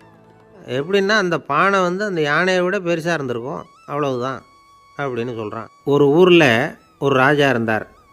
அவர் அடிக்கடி காட்டுக்கு வேட்டையாட போவார். சில நண்பர்களையும் கூட அழைச்சிக்கிட்டு போவார். காட்டுக்கு போனதும் ஆளுக்கு ஒரு பக்கமாக போய் வேட்டையாடுவாங்க. சாயந்தரமாக திரும்பி வருவாங்க. மறுநாள் அரண்மனையில் உட்காந்து ஒவ்வொருத்தரும் அவங்க அனுபவங்களையெல்லாம் சொல்லிக்குவாங்க. அவங்க வீரத்துக்கு தகுந்த மாதிரி பரிசை அந்த ராஜா கொடுப்பார். இது மாதிரி ஒரு தடவை எல்லோரும் வேட்டைக்கு போயிட்டு திரும்பி வந்ததும் உட்காந்து பேச ஆரம்பிச்சிருக்கிறாங்க. ஒருத்தன் சொன்னான், தன்னுடைய வீரதீர செயலை பற்றி அளக்க ஆரம்பிச்சிட்டான். ஏன்னா அதுக்கு பரிசு கிடைக்க போகுதில்ல, அதனால். அவன் என்ன சொன்னான் தெரியுமா? அரசே, நேற்றுக்கு காட்டில் என்னாச்சு தெரியுமா? எனக்கு நேராக ஒரு சிங்கம் வாயை திறந்துக்கிட்டு வந்துட்டுது. நான் பயப்படவே இல்லை. உடனே ஒரு கல்லை எடுத்து குறி பார்த்து வீசினேன். சிங்கத்து வாய்க்குள்ளே போய் அந்த கல் மாட்டிக்கிட்டுது. அவ்வளவுதான். அந்த சிங்கம் என்னை பார்த்துட்டு பயந்துட்டு ஒரே ஓட்டமாக திரும்பி ஓடி போயிட்டுது அப்படின்னா. ஆஹா பலே அப்படின்னு எல்லோரும் கை தட்டினாங்க. 2வது ஆள் ஒருத்தன் எழுந்திரிச்சான். அவன் சொல்ல ஆரம்பித்தான், அரசே, நான் போன வழியில் 2 பெரிய மலைப்பாம்பு கிடந்தது. என்னை முழுங்கிறதுக்கு வந்தது. நான் என்ன பண்ணேன் தெரியுமா? அந்த 2 பாம்போட வாலையும் ஒன்றா சேர்த்து முடிச்சு போட்டுட்டேன். அவ்வளவுதான். அது அங்கே இழுக்க இது இங்கே இழுக்க முடிச்சு நல்லா இறுகி போட்டுது அப்படின்றான். ஆஹா அற்புதம்னு சொல்லி எல்லோரும் கை தட்டினாங்களாம். அடுத்தபடியாக 3வது ஆள் ஒருத்தன் வந்தான். அவன் சொல்ல ஆரம்பித்தான், மன்னா, நான் போன பாதையில் குறுக்க ஒரு ஆறு, அதில் இறங்கி குளித்தேன். யாரோ காலை பிடிச்சி இழுக்கிறது மாதிரி இருந்தது. திரும்பி பார்த்தா ஒரு பெரிய முதலை. நான் உடனே அப்படியே ஒரு துள்ளல் துள்ளி அது முதுகில் போய் உக்காந்துக்கிட்டேன். அதை அப்படியே கரைக்கு நீந்த வச்சேன். கரைக்கு சேர்ந்ததும் அப்படியே ஒரே துள்ளி குதித்து கரைக்கு வந்துட்டேன் அப்படின்றான். அவன் தன்னுடைய வீரத்தை அப்படி சொல்லியிருக்கான். அடடா எப்பேற்பட்ட வீரம் அப்படின்னு எல்லாரும் கை தட்டினாங்களாம். 4வது ஆள் எழுந்திரிச்சான். மன்னா, நான் போன இடத்துல ஒரு கரடி என்னை துரத்த ஆரம்பிச்சுட்டுது. நான் ஒரு மலை உச்சிக்கு வந்துட்டேன். அதுக்கப்புறம் ஒரு அடி எடுத்து வச்சாலும் அதில் பாதாளத்தில் விழ வேண்டியது தான். அந்த நேரம் பார்த்து ஒரு பெரிய ராட்சச கழுகு அந்த பக்கமாக பறந்து வந்தது. நான் உடனே அப்படியே உயர எழும்பி அந்த கழுகோட காலை பிடிச்சிக்கிட்டேன். அப்படியே தொங்கிக்கிட்டே வந்தேன். ஒரு நல்ல இடம் வந்ததும் தொப்புன்னு கீழே குதித்து நடந்து வந்துட்டேன். நான் இதுக்கும் எல்லோரும் கை தட்டுறாங்க. கடைசியாக ஒரு ஆள் எழுந்திரிச்சான். அரசே, நான் போன வழியில் ஒரு பெரிய யானை குறுக்க வந்தது. பயங்கரமாக சத்தம் போட்டுக்கிட்டே வந்தது. நான் பயந்து ஓடலை. உடனே என்ன பண்ணேன் தெரியுமா? அந்த யானையோட வாலை பிடிச்சி தூக்கினேன். தலைக்கு மேலே தூக்கி கரன்னு சுற்றினேன். வேகமாக சுற்றி வீசி எறிஞ்சேன். அவ்வளவுதான். அதே ஸ்பீடில் அந்த யானை மேலே போக ஆரம்பிச்சுட்டுது. இன்னும் கூட அது போய்கிட்டே தான் இருக்குது, கீழே விழவே இல்லைன்னா. இதை கேட்டதும் ராஜாவுக்கு கோபம் வந்துட்டுது. என்ன முட்டாள்னு நினச்சிக்கிட்டு பேசுகிறியா? யானையை வந்து நீ வாழை பிடிச்சி தூக்குன, அதை நான் நம்பணுமா அப்படின்னார். உடனே இவன் பணிவாக பதில் சொன்னான். அரசே, ஒரு சிங்கத்து வாயில் கல் மாட்டிக்கிட்டதை நம்புறீங்க, மலைப்பாம்பு வாழை பிடிச்சி முடிச்சு போட்டதை நம்புறீங்க, முதல்ல முதுகில் சவாரி பண்ணதையும் நம்புறீங்க, கழுகு காலை பிடிச்சிக்கிட்டு பறக்கிறதையும் நம்புறீங்க. அப்படி நம்புகிறப்போ நான் சொன்னதை மட்டும் நம்பக்கூடாதா அப்படின்னு கேட்டானான். பொய் சொன்னவங்கெல்லாம் தலையை தொங்க போட்டுக்கிட்டாங்களாம். ராஜா அவங்கள பார்த்து சொன்னாராம், நீங்கள் எல்லாரும் என்னை முட்டாளாக்கியிருக்கிறீங்க. கடைசியாக பேசின இவன் தான் எனக்கு உண்மை எது பொய் எதுங்கிறத புரிய வச்சுருக்கிறான். இவன் தான் உண்மையான தைரியசாலி அப்படின்னு சொல்லி அவனுக்கே பரிசையெல்லாம் கொடுத்து பாராட்டினாராம். இப்படி ஒரு கதை. உண்மையை நிலைநாட்டுகிறவன் தான் உண்மையான வீரன் அப்படிங்கிறத இதிலிருந்து நாம் புரிஞ்சுக்கணும். இந்த காலத்துல எல்லாம் பொய் சொன்னால் தான் பிழைக்க முடியுங்கிறது ஒரு சில பேரோட நம்பிக்கை. ஒரு அப்பாவுக்கு தன் மகனுக்கு பொய் சொல்ல தெரியலையேங்கிற கவலை. பொய் சொன்னால் தான் இந்த உலகத்தில் பிழைக்கலாம், ஆனால் இவனுக்கு அது தெரியலையே, அதனால் இவனை அழைச்சிட்டு போய் நடுக்கடலில் விட்டுட்டு வந்துடுவோம் அப்படின்னு அழைச்சிட்டு புறப்பட்டான். கடற்கரைக்கு போனான். மகனுக்கு சந்தேகம், எங்கேப்பா என்னை அழைச்சிட்டு போகிறேன்னு கேட்டிருக்கான். கடலில் மீன் பிடிக்க கற்றுக் கொடுக்க போகிறேன் உனக்கு அப்படின்னானா. நான் ஏற்கனவே மீன் பிடிச்சிட்டேனேன்னானா இவன் மகன். எங்கே அதுன்னு கேட்டிருக்கான் அப்பங்காரன். சுட்டு சாப்பிட்டுட்டேன்ருக்கான் புள்ள. அப்பங்காரன் பார்த்தான், சரி நம்ம புள்ள பொழைச்சிக்கும் அப்படின்னு சொல்லி திருப்பி அழைச்சிட்டு வந்துட்டானான். ஒரு ஆள் அசையாமல் கிடக்கிறார், அவர் இருக்காரா போயிட்டாராங்கிறத எப்படி முடிவு பண்ணுறோம்? அவர் மூக்குக்கு முன்னாடி புறங்கையை வச்சு பார்க்குறோம், மூச்சு வருதா இல்லையா அப்படிங்கிறத கண்டுபிடிக்கிறதுக்காக. மூச்சுங்கிறது அவ்வளவு முக்கியமான ஒரு விஷயம்.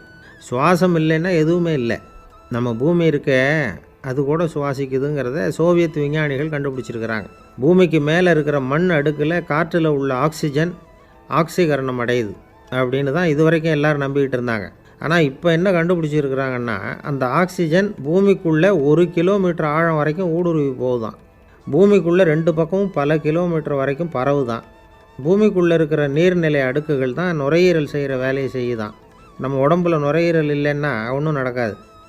ஒரு மரத்தை தலைகீழாக தொங்க போட்டால் எப்படி இருக்கும்? அப்படி யோசிச்சு பாருங்கள். அப்படி தான் இதுவும், நுரையீரலும் அப்படி தான் இருக்கும். வலது பக்கம் ஒன்று, இடது பக்கம் ஒன்று. வலது பக்கம் நுரையீரல் கொஞ்சம் பெருசாக இருக்கும், நுட்பமான நரம்பு குழாய்கள் அதில் இருக்கும். கோடிக்கணக்கான நுண்ணிய குழாய்களை வச்சுக்கிட்டு தான் அது வேலை செய்யுது. 25 கோடி குழாய்கள் இருக்கும். அதை அப்படியே முழுசாக பிரித்து பரப்புனா ஒரு டென்னிஸ் கோர்ட்டில் பாதி பரப்பளவு இருக்குமா. நுரையீரல் நிறம் கருஞ்சிவப்பு தான். புகை அதிகமாக உள்ளே போச்சுன்னா அது கருப்பாயிடுது. காற்றுல உள்ள பிராணவாயுவை இது இழுத்து எடுத்துக்கிட்டு ரத்தத்தை சுத்தப்படுத்துகிற முக்கியமான வேலையை இது செய்யுது. அசுத்த காற்றை வெளியில் அனுப்பி வச்சுருது. ஒருத்தர் வேகமாக ஓடி வரார், அவருக்கு மூச்சு இறைக்கும். பயங்கரமாக எதையாவது பார்த்து விடுறார், உடனே மூர்ச்சை ஆகிடுவார். இது மாதிரி சமயங்களில் வேறு எந்த தூண்டுதலும் இல்லாமல் நுரையீரல் தானாகவே இயங்கும். இப்படி ஒரு அவசியம் ஏற்படுறப்போ இயக்கத்தை தூண்டி விடுற முக்கியமான இணைப்பு மூளைக்கு கீழே முதுகு எலும்புக்கு மேற்பகுதியில் இருக்குது. அது உடனே சுவாசத்துக்கு அவசர உதவியை கொடுக்குது. இப்போ ஒருத்தர் பேசாமல் உட்காந்துருக்கார். இந்த சமயத்தில் அவருக்கு 1 பங்கு காற்று தேவைப்படுதுன்னு வச்சுக்கோங்க. அவர் எழுந்திரிச்சு நடக்கும் பொழுது 1.5 மடங்கு தேவைப்படும். ஓடினார்னா 3 மடங்கு தேவைப்படும். படுத்துருக்கிறப்ப 1/2 மடங்கு தான் தேவைப்படும். இதுக்கு நிமிஷத்துக்கு 16 தடவை மூச்சு விட்டாகணும்.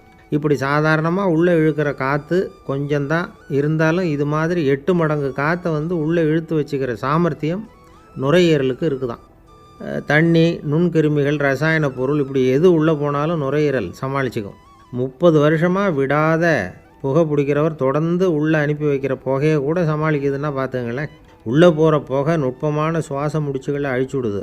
கறி புகை அது மேலே படிஞ்சு உபயோகம் இல்லாமல் பண்ணிவிடுது. ஆனாலும் தேவைக்கு அதிகமாக 8 மடங்கு கூடுதலாக சுவாச முடிச்சுகள் நம்ம உடம்புக்குள்ளே இருக்கிறதுனால சமாளிக்க முடியுது. சமாளிக்க முடியலன்னா சில சமயம் மூச்சு திணறும். அதை ஒரு எச்சரிக்கையாக எடுத்துக்கிட்டு புகை பிடிக்கிற பழக்கத்தை விட்டுடணும். அதுதான் நல்லது. ஆனால் அப்படி யார் விடுறது? இணை பிரியாத 2 நண்பர்கள் இருந்தாங்களாம். 2 பேரும் விடாமல் சிகரெட்டு குடிக்கிறவங்க. அதில் ஒருத்தன் செத்து போட்டான். இன்னொருத்தன் அதுக்கப்புறம் 2 சிகரெட்டாக குடிக்க ஆரம்பித்தானான். ஏன் இப்படி பண்ணுறேன்னு கேட்டிருக்காங்க. நான் ஒரு சிகரெட்டு தான் குடிக்கிறேன், செத்து போன என்னுடைய ஃப்ரெண்டு இருக்கானே செத்து போனவன், அவனுக்காக இன்னொரு சிகரெட்டு குடிக்கிறேன் அப்படின்னு நானான். இது ரொம்ப ஆபத்து, விட்டுடு அப்படின்னு சொல்லியிருக்காங்க. சரின்னு ஒத்துக்கிட்டான். ஆனால் அதுக்கப்புறமும் ஒரு சிகரெட் விதமாக குடிச்சிக்கிட்டே இருந்தான். சிகரெட்டு பழக்கத்தை நீ இன்னும் விடலையான்னு கேட்டாங்களாம். அந்த பழக்கத்தை நான் எப்போவோ விட்டுட்டேன், இப்போ நான் குடிக்கிறது என் ஃப்ரெண்டுக்காக அப்படின்னு நானான். இவங்கெல்லாம் எப்படி திருந்துறது? என்னை விட யோக்கியம் இந்த உலகத்தில் வேறு யாரும் இல்லை சார் அப்படின்னார் ஒருத்தர். அவரை விட அயோக்கியன் வேறு யாரும் இருக்க முடியாதுங்கிற முடிவுக்கு கேட்டவங்க வந்துட்டாங்களாம். மனுஷனுக்கு இருக்கிற ஒரு மிகப்பெரிய குறையே தன்கிட்ட இருக்கிற குறை அவனுக்கு தெரியாமல் போகிறது தான். ஆனால் அடுத்தவங்ககிட்ட இருக்கிற குறை இவனுக்கு தெளிவாக தெரிஞ்சிடும். ஒரு ஒட்டகம் ஒரு கொக்கை பார்த்து ஒரு கேள்வி கேட்டு தான், என்ன கேள்வி தெரியுமா, உன் கழுத்து ஏன் இப்படி வளைஞ்சி போயிருக்குது அப்படின்னு கேட்டிருக்கு. இதுக்கு உடம்பே வளைச்சல். இது போய் கொக்கை கிண்டல் பண்ணுது. இன்றைக்கி மனித சுபாவமும் கிட்டத்தட்ட இப்படி தான் இருக்குது. இந்த உலகத்தில் குறையில்லாத மனிதர்கள் யாரும் கிடையாது, நாம் உள்பட. அப்படிங்கிறத முதல்ல நாம் நல்லா புரிஞ்சுக்கணும். ஒரு ஊரில் ஒரு விற்பனை நிலையம் இருந்தது. செல்ல பிராணிகளை விற்பனை செய்கிற நிலையம் அது. நாய், கிளி, பூனை இப்படி நிறைய வச்சு விற்பனை பண்ணிகிட்ருக்குறாங்க. நாய்க்குட்டி விற்பனை செய்கிற பகுதியில் ஒரு சிறுவன் நின்றுக்கிட்டு இருந்தான். விற்பனை செய்கிற ஆளுக்கிட்ட விலை கேட்டுக்கிட்டு இருந்தான். அதோ இருக்குதே அந்த நாய்க்குட்டி என்ன விலை அப்படின்னு கேட்டானா. 1000 ரூபா அப்படின்னாரான். சரி அது வேணாம், இது என்ன விலைன்றிருக்கான். 500 ரூபா அப்படின்னாரான். இந்த சின்ன பையன் கையில் வச்சுருந்தது வெறும் 50 ரூபா தான். அதனால் இதை விட குறைச்சலாக கிடைக்குமான்னு பார்த்துருக்கான். அந்த கடையில் ஒரு மூலையில் சரியாக கவனிக்கப்படாமல் ஒரு நாய்க்குட்டி படுத்து கிடந்தது. பாவமாக கத்திக்கிட்டு இருந்தது. அதை பார்த்ததுமே இவனுக்கு அது ரொம்ப பிடிச்சி போச்சு. உடனே அந்த கடைக்காரரை பார்த்து, அதுவும் அந்த மூலையில் படுத்து கிடக்குதே அந்த நாய்க்குட்டி என்ன விலை அப்படின்னு கேட்டிருக்கான். தம்பி, அது ஒரு கால் ஊனம், அதனால் அது உன்னோட குதித்து விளையாடவோ ஓடுறதோ அதால் முடியாத காரியம் அப்படின்ட்டுருக்கார் அவர். அது தெரிஞ்சுதாங்க கேட்குறேன், அதோட விலை என்ன அதை மட்டும் சொல்லுங்களேன் அப்படின்ட்டுருக்கான். தம்பி, இது கால் ஊனம் உள்ள ஒரு நாய். இதை போய் காசு கொடுத்து வாங்கிறதுக்கு யாராவது பிரியப்படுவாங்களா? இதை நான் உனக்கு இலவசமாகவே தர்றேன், எடுத்துகிட்டு போ அப்படின்னாரான். இதை கேட்டதும் அந்த சிறுவனுக்கு கோவம் வந்துட்டு தான். நீங்கள் ஒன்றும் சும்மா கொடுக்க வேணாம், இந்தாங்க 50 ரூபா, இதை வச்சுக்கிட்டு நாய்க்குட்டியை கொடுங்க அப்படின்ட்டுருக்கான். அவருக்கு ஒன்றும் புரியல, ஆச்சரியமாக இருந்தது. சரின்னு பணத்தை வாங்கிட்டு நாய்க்குட்டியை தூக்கி கொடுத்தார். அந்த சிறுவன் அந்த நாய்க்குட்டியை 2 கையாலையும் வாங்கினா, மார்போடு பிரியமாக சேர்த்து அணைச்சிக்கிட்டான். தெருவில் இறங்கி நடக்கிறான். அப்படி நடக்கும்பொழுது தான் பார்க்குறார், கடைக்காரர் ஆச்சரியமாக அவனை பார்க்குறார். அப்போ தான் அவருக்கு ஒரு விஷயம் புரியுது. அந்த சிறுவன் தெருவில் நாய்க்குட்டியை மார்போடு அணைச்சிக்கிட்டு விந்தி விந்தி நடந்து போய்கிட்டு இருக்கிறான். ஆமாம், அவனுக்கும் ஒரு கால் ஊனம். இந்த நாய்க்குட்டியை யாருமே வாங்க மாட்டாங்கன்னு நினச்சிக்கிட்டு இருந்தார். குறையுள்ள அதுக்கும் ஒரு எஜமானன் கிடச்சிட்டான். அதனால் ஊனம் ஒரு குறை இல்லை அப்படிங்கிற உண்மையை அந்த கடைக்காரர் புரிஞ்சுக்கிட்டாரான். நம்மால் ஒருத்தர் கொஞ்சம் வயசானவர், எழுந்திரிச்சு சரியாக நடக்க முடியாது, சாய்வு நாற்காலியிலேயே எப்பவும் உட்காந்துருப்பார். அவர் தனக்கு துணையாக ஒரு நாயை பக்கத்தில் வச்சுருந்தார். அதுவும் ரொம்ப வயசான ஒரு நாய், எழுந்திரிக்கவே சிரமப்படும், நடக்கவும் முடியாது. அவர் பக்கத்துலேயே இதுவும் சோர்ந்து போய் படுத்து கிடக்கும். அந்த பெரியவரை பார்க்க வந்த ஒருத்தர் கேட்டார், ஏங்க, ஒரு சின்ன பையனை உங்களுக்கு துணையாக வச்சுக்கப்படாதா? இந்த நாயை உங்களுக்கு பாதுகாப்பாக வச்சுருக்கிறீங்களே, உங்களுக்கு ஒரு ஆபத்துன்னா இது எப்படி உங்களுக்கு உதவ முடியும் அப்படின்னார்.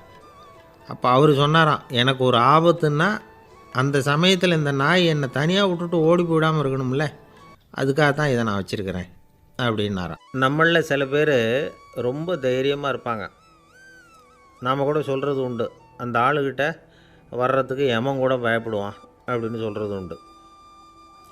தைரியசாலிகளை நெருங்கிறதுக்கு யமன் பயப்படுவான் அப்படின்னு சொல்கிறது உண்மை தான். அது பொய் இல்லை. மன வலிமை இருக்குது பாருங்கள், அது மனுஷனை காப்பாற்றும். இது மருத்துவ ரீதியான உண்மை.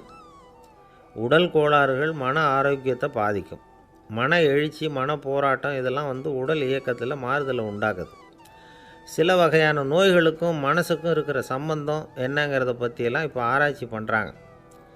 ஆஸ்மா, மூட்டு வலி, பெருங்குடல் அழற்சி, உயர் இரத்த அழுத்தம், சோரியாசிஸுங்கிற தோல் வியாதி, வயிற்று புண்ணு, இந்த தைராய்டு நச்சுத்தன்மை, இது மாதிரி நோய்களை உண்டாக்குறதுல மனசோட பங்கு என்னங்கிறத பற்றியெல்லாம் ஆய்வு பண்ணி பார்த்துருக்குறாங்க. எதுக்கு எடுத்தாலும் சோர்ந்து போகிறது, தோண்டு போகிறது, இப்படிப்பட்ட மனவாகு, அதோட யாரும் நமக்கு உதவ முடியாது அப்படிங்கிற மனோபாவம், கைவிடப்பட்ட மனநிலைமை, இதெல்லாம் நோயோட தீவிரத்தை ரொம்ப அதிகரிக்க செய்யுதான். இவங்கெல்லாம் அந்த கைகால் வலிக்குது, உடம்பு அசதியாக இருக்குது, தூக்கம் வரல, முதுகு வலிக்குது, உடம்பில் உணர்ச்சி குறையுது, கை கால் விரல்லாம் மரத்து போகுது, இப்படி ஏதாவது சொல்லிக்கிட்டு டாக்டர்களை தேடி வந்துக்கிட்டு இருப்பாங்க. நெஞ்சு வலி யாருக்கு வருது தெரியுமா? பதற்றம், போட்டி மனப்பான்மை, அளவுக்கு அதிகமான வேகம், துடிப்பு, பேராசை, இதுலேயும் கட்டுப்பாடு, நேரம் தவறாமை, அப்புறம் இதெல்லாம் உள்ள மனவாக உள்ளவங்க இருக்கிறாங்கல்ல, அவங்க பெரும்பாலும் நெஞ்சு வலிக்கு ஆளாயிடுறாங்களாம். ஃப்ரீட்மேன் அப்படிங்கிறவர் நிறைய ஆராய்ச்சியெல்லாம் பண்ணி பார்த்துட்டு இதை உறுதிப்படுத்தியிருக்கிறார். அவர் பண்ணின ஆராய்ச்சியில் என்னெல்லாம் தெரிய வந்தது தெரியுமா? பொறுப்பு அதிகம் உள்ளவங்களுக்கு கண்டிப்பாக ரத்த அழுத்தம் வரும், அதிகமாக இருக்குமா. அதே மாதிரி கண்டிப்பாக இருக்கிறாங்கல்ல, அவங்களுக்கும் ரத்த அழுத்தம் அதிகரிக்குமா. ரத்த அழுத்தம் தனக்கு அதிகமாக இருக்குங்கிறத தெரிஞ்சுக்கிட்டவங்க தலைவலி, மயக்கம், இந்த தலை சுத்தல், அசதி, இது மாதிரியான உணர்வுகளை அவங்களுக்கு வந்துடும், அது மாதிரி உணர்வு. ஆனால் உண்மை என்ன தெரியுமா? இதெல்லாம் ரத்த அழுத்தத்தினால இல்லை. ரத்த அழுத்தம் கட்டுப்பாட்டுக்குள்ளே இருந்தால் கூட இவங்க இப்படி நினைக்கிறாங்களாம். இதுக்கு காரணம் மனசு தான் அப்படிங்கிறார் அவர். சில பேர் எப்படி தெரியுமா? ஒருத்தர் மாரடைப்பால் இறந்து போனார் அப்படின்னு கேள்விப்பட்டால் போதும், இறந்து போகிறதுக்கு காரணம் இதயம்தான் அப்படிங்கிற பீதியால், இதய தளர்ச்சி அப்படிங்கிற மனநோயால் பாதிக்கப்படுறார். இவங்கெல்லாம் அடிக்கடி தங்களுடைய இதய பகுதியை தொட்டு பார்த்துக்குவாங்க, நாடியை பிடிச்சி பார்த்துக்குவாங்க. அடிக்கடி மூச்சை உள்ளுக்கு இழுத்து வெளியில் விட்டு வலி வருதா அப்படின்னு பார்த்துக்கிட்டு இருப்பாங்க. வேறு எங்கேயாவது வலிச்சா கூட நெஞ்சை வலிக்குதா அப்படின்னு பார்ப்பாங்க. நெஞ்சு வலிக்குதுன்னு கூட சில பேர் சொல்ல ஆரம்பிச்சிருவாங்க. ஆஸ்மாவுக்கும் மனசுக்கும் சம்பந்தம் உண்டு. தீர்வு காண முடியாத மன போராட்டங்கள் எல்லாத்துக்கும் அடுத்தவங்களையே சார்ந்து இருக்கிற மனநிலை, இதெல்லாம் ஆஸ்மாவினுடைய தீவிரத்தை அதிகப்படுத்திடும். பயம், இது எப்படின்னா என்ன நடக்குமோங்கிற பதற்ற நிலை, அப்புறம் இந்த பயம், இதெல்லாம் சுவாசித்தலை அதிகரிக்க செய்யுது இல்லையா. இதனால் இரத்தத்தின் காரத்தன்மை அதிகமாகி நோயின் தீவிரமும் அதிகமாகுது. மன போராட்டம், மனக்கவலை, மன இறுக்கம், இதெல்லாம் தோல் வியாதியை தூண்டி விடுதான். இது மாதிரி இன்னும் எவ்வளவோ இருக்குது. அதனால் இன்றைக்கி நமக்கு தேவை என்னென்னா மன வலிமை, மலர்ந்த முகம். இது ரெண்டும் இருந்துட்டுதுன்னா பலவிதமான நோய்கள் நம்மக்கிட்ட நெருங்கி வராது. டாக்டர், என்ன நெருங்காமல் இருக்கிறதுக்கு நான் ஒரு காரியம் பண்ணுறேன் அப்படின்னார் ஒருத்தர். அவர் என்ன அர்த்தத்தில் சொன்னார்னா, டாக்டர் அவரை நெருங்காமல் இருக்கிறதுக்கு அவர் ஒரு காரியம் பண்ணுறாராம். நண்பர்கிட்ட சொன்னார்.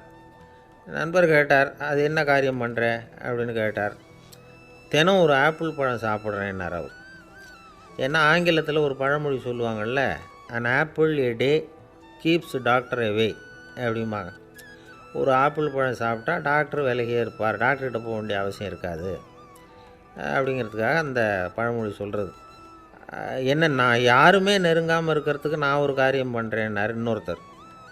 டாக்டர் நெருங்காமல் இருக்கிறதுக்கு ஆப்பிள் பழம் சாப்பிட்றேன்னார் அவர். என்னை யாருமே நெருங்காமல் இருக்கிறதுக்கு நான் ஒரு காரியம் பண்ணுறேன்னார் இன்னொருத்தர். அது என்னன்னு கேட்டோம். தினம் ஒரு பூண்டு சாப்பிட்றேன்னார். ஏ கார்லிக் எ டே கீப்ஸ் எவ்ரிபடி அவே அப்படின்னு அதுக்கு ஒரு புது விளக்கமும் கொடுத்தார். காசி மாநகரத்தை பிரம்மதத்தன் அப்படிங்கிற ராஜா ஆட்சி பண்ணிட்டு வந்தார். அவர் ஒவ்வொரு வருஷமும் ஒரு திருவிழா நடத்துறது வழக்கம். எல்லா தேசத்திலிருந்தும் எல்லா வகையான ஜனங்களும் அதில் கலந்துக்குவாங்க. ஒரு சமயம் அது மாதிரி விழா நடந்துக்கிட்டு இருந்தது. வைகுண்டத்திலேருந்து, தேவலோகத்திலேருந்து நிறைய தேவகுமாரர்கள்லாம் காசி நகருக்கு அப்போது வந்திருந்தாங்க. அதில் முக்கியமாக ஒரு 4 தேவகுமாரர்கள். அந்த 4 பேரையும் சுற்றி ஏகப்பட்ட கூட்டம். அப்படி என்ன விசேஷம் அவங்கக்கிட்ட அப்படின்னா, மற்றவங்கள விட அவங்க முகம் அழகாக இருந்ததா அப்படி பார்த்தா அப்படியும் இல்லை. அவங்க அணிஞ்சிருந்த மலர் மாலைகள் தான் அதுக்கு காரணமாக. அந்த மலர்கள்லேருந்து அப்படி ஒரு அபூர்வமான நறுமணம். இதுக்கு முன்னாடி இப்படி ஒரு நறுமணத்தை அந்த ஊர் ஜனங்க அனுபவிச்சதே இல்லை. அதுதான் அந்த 4 பேரையும் சுற்றி கூட்டம். எல்லோரும் கேள்வி கேட்க ஆரம்பித்தாங்க. உடனே அந்த 4 தேவகுமார்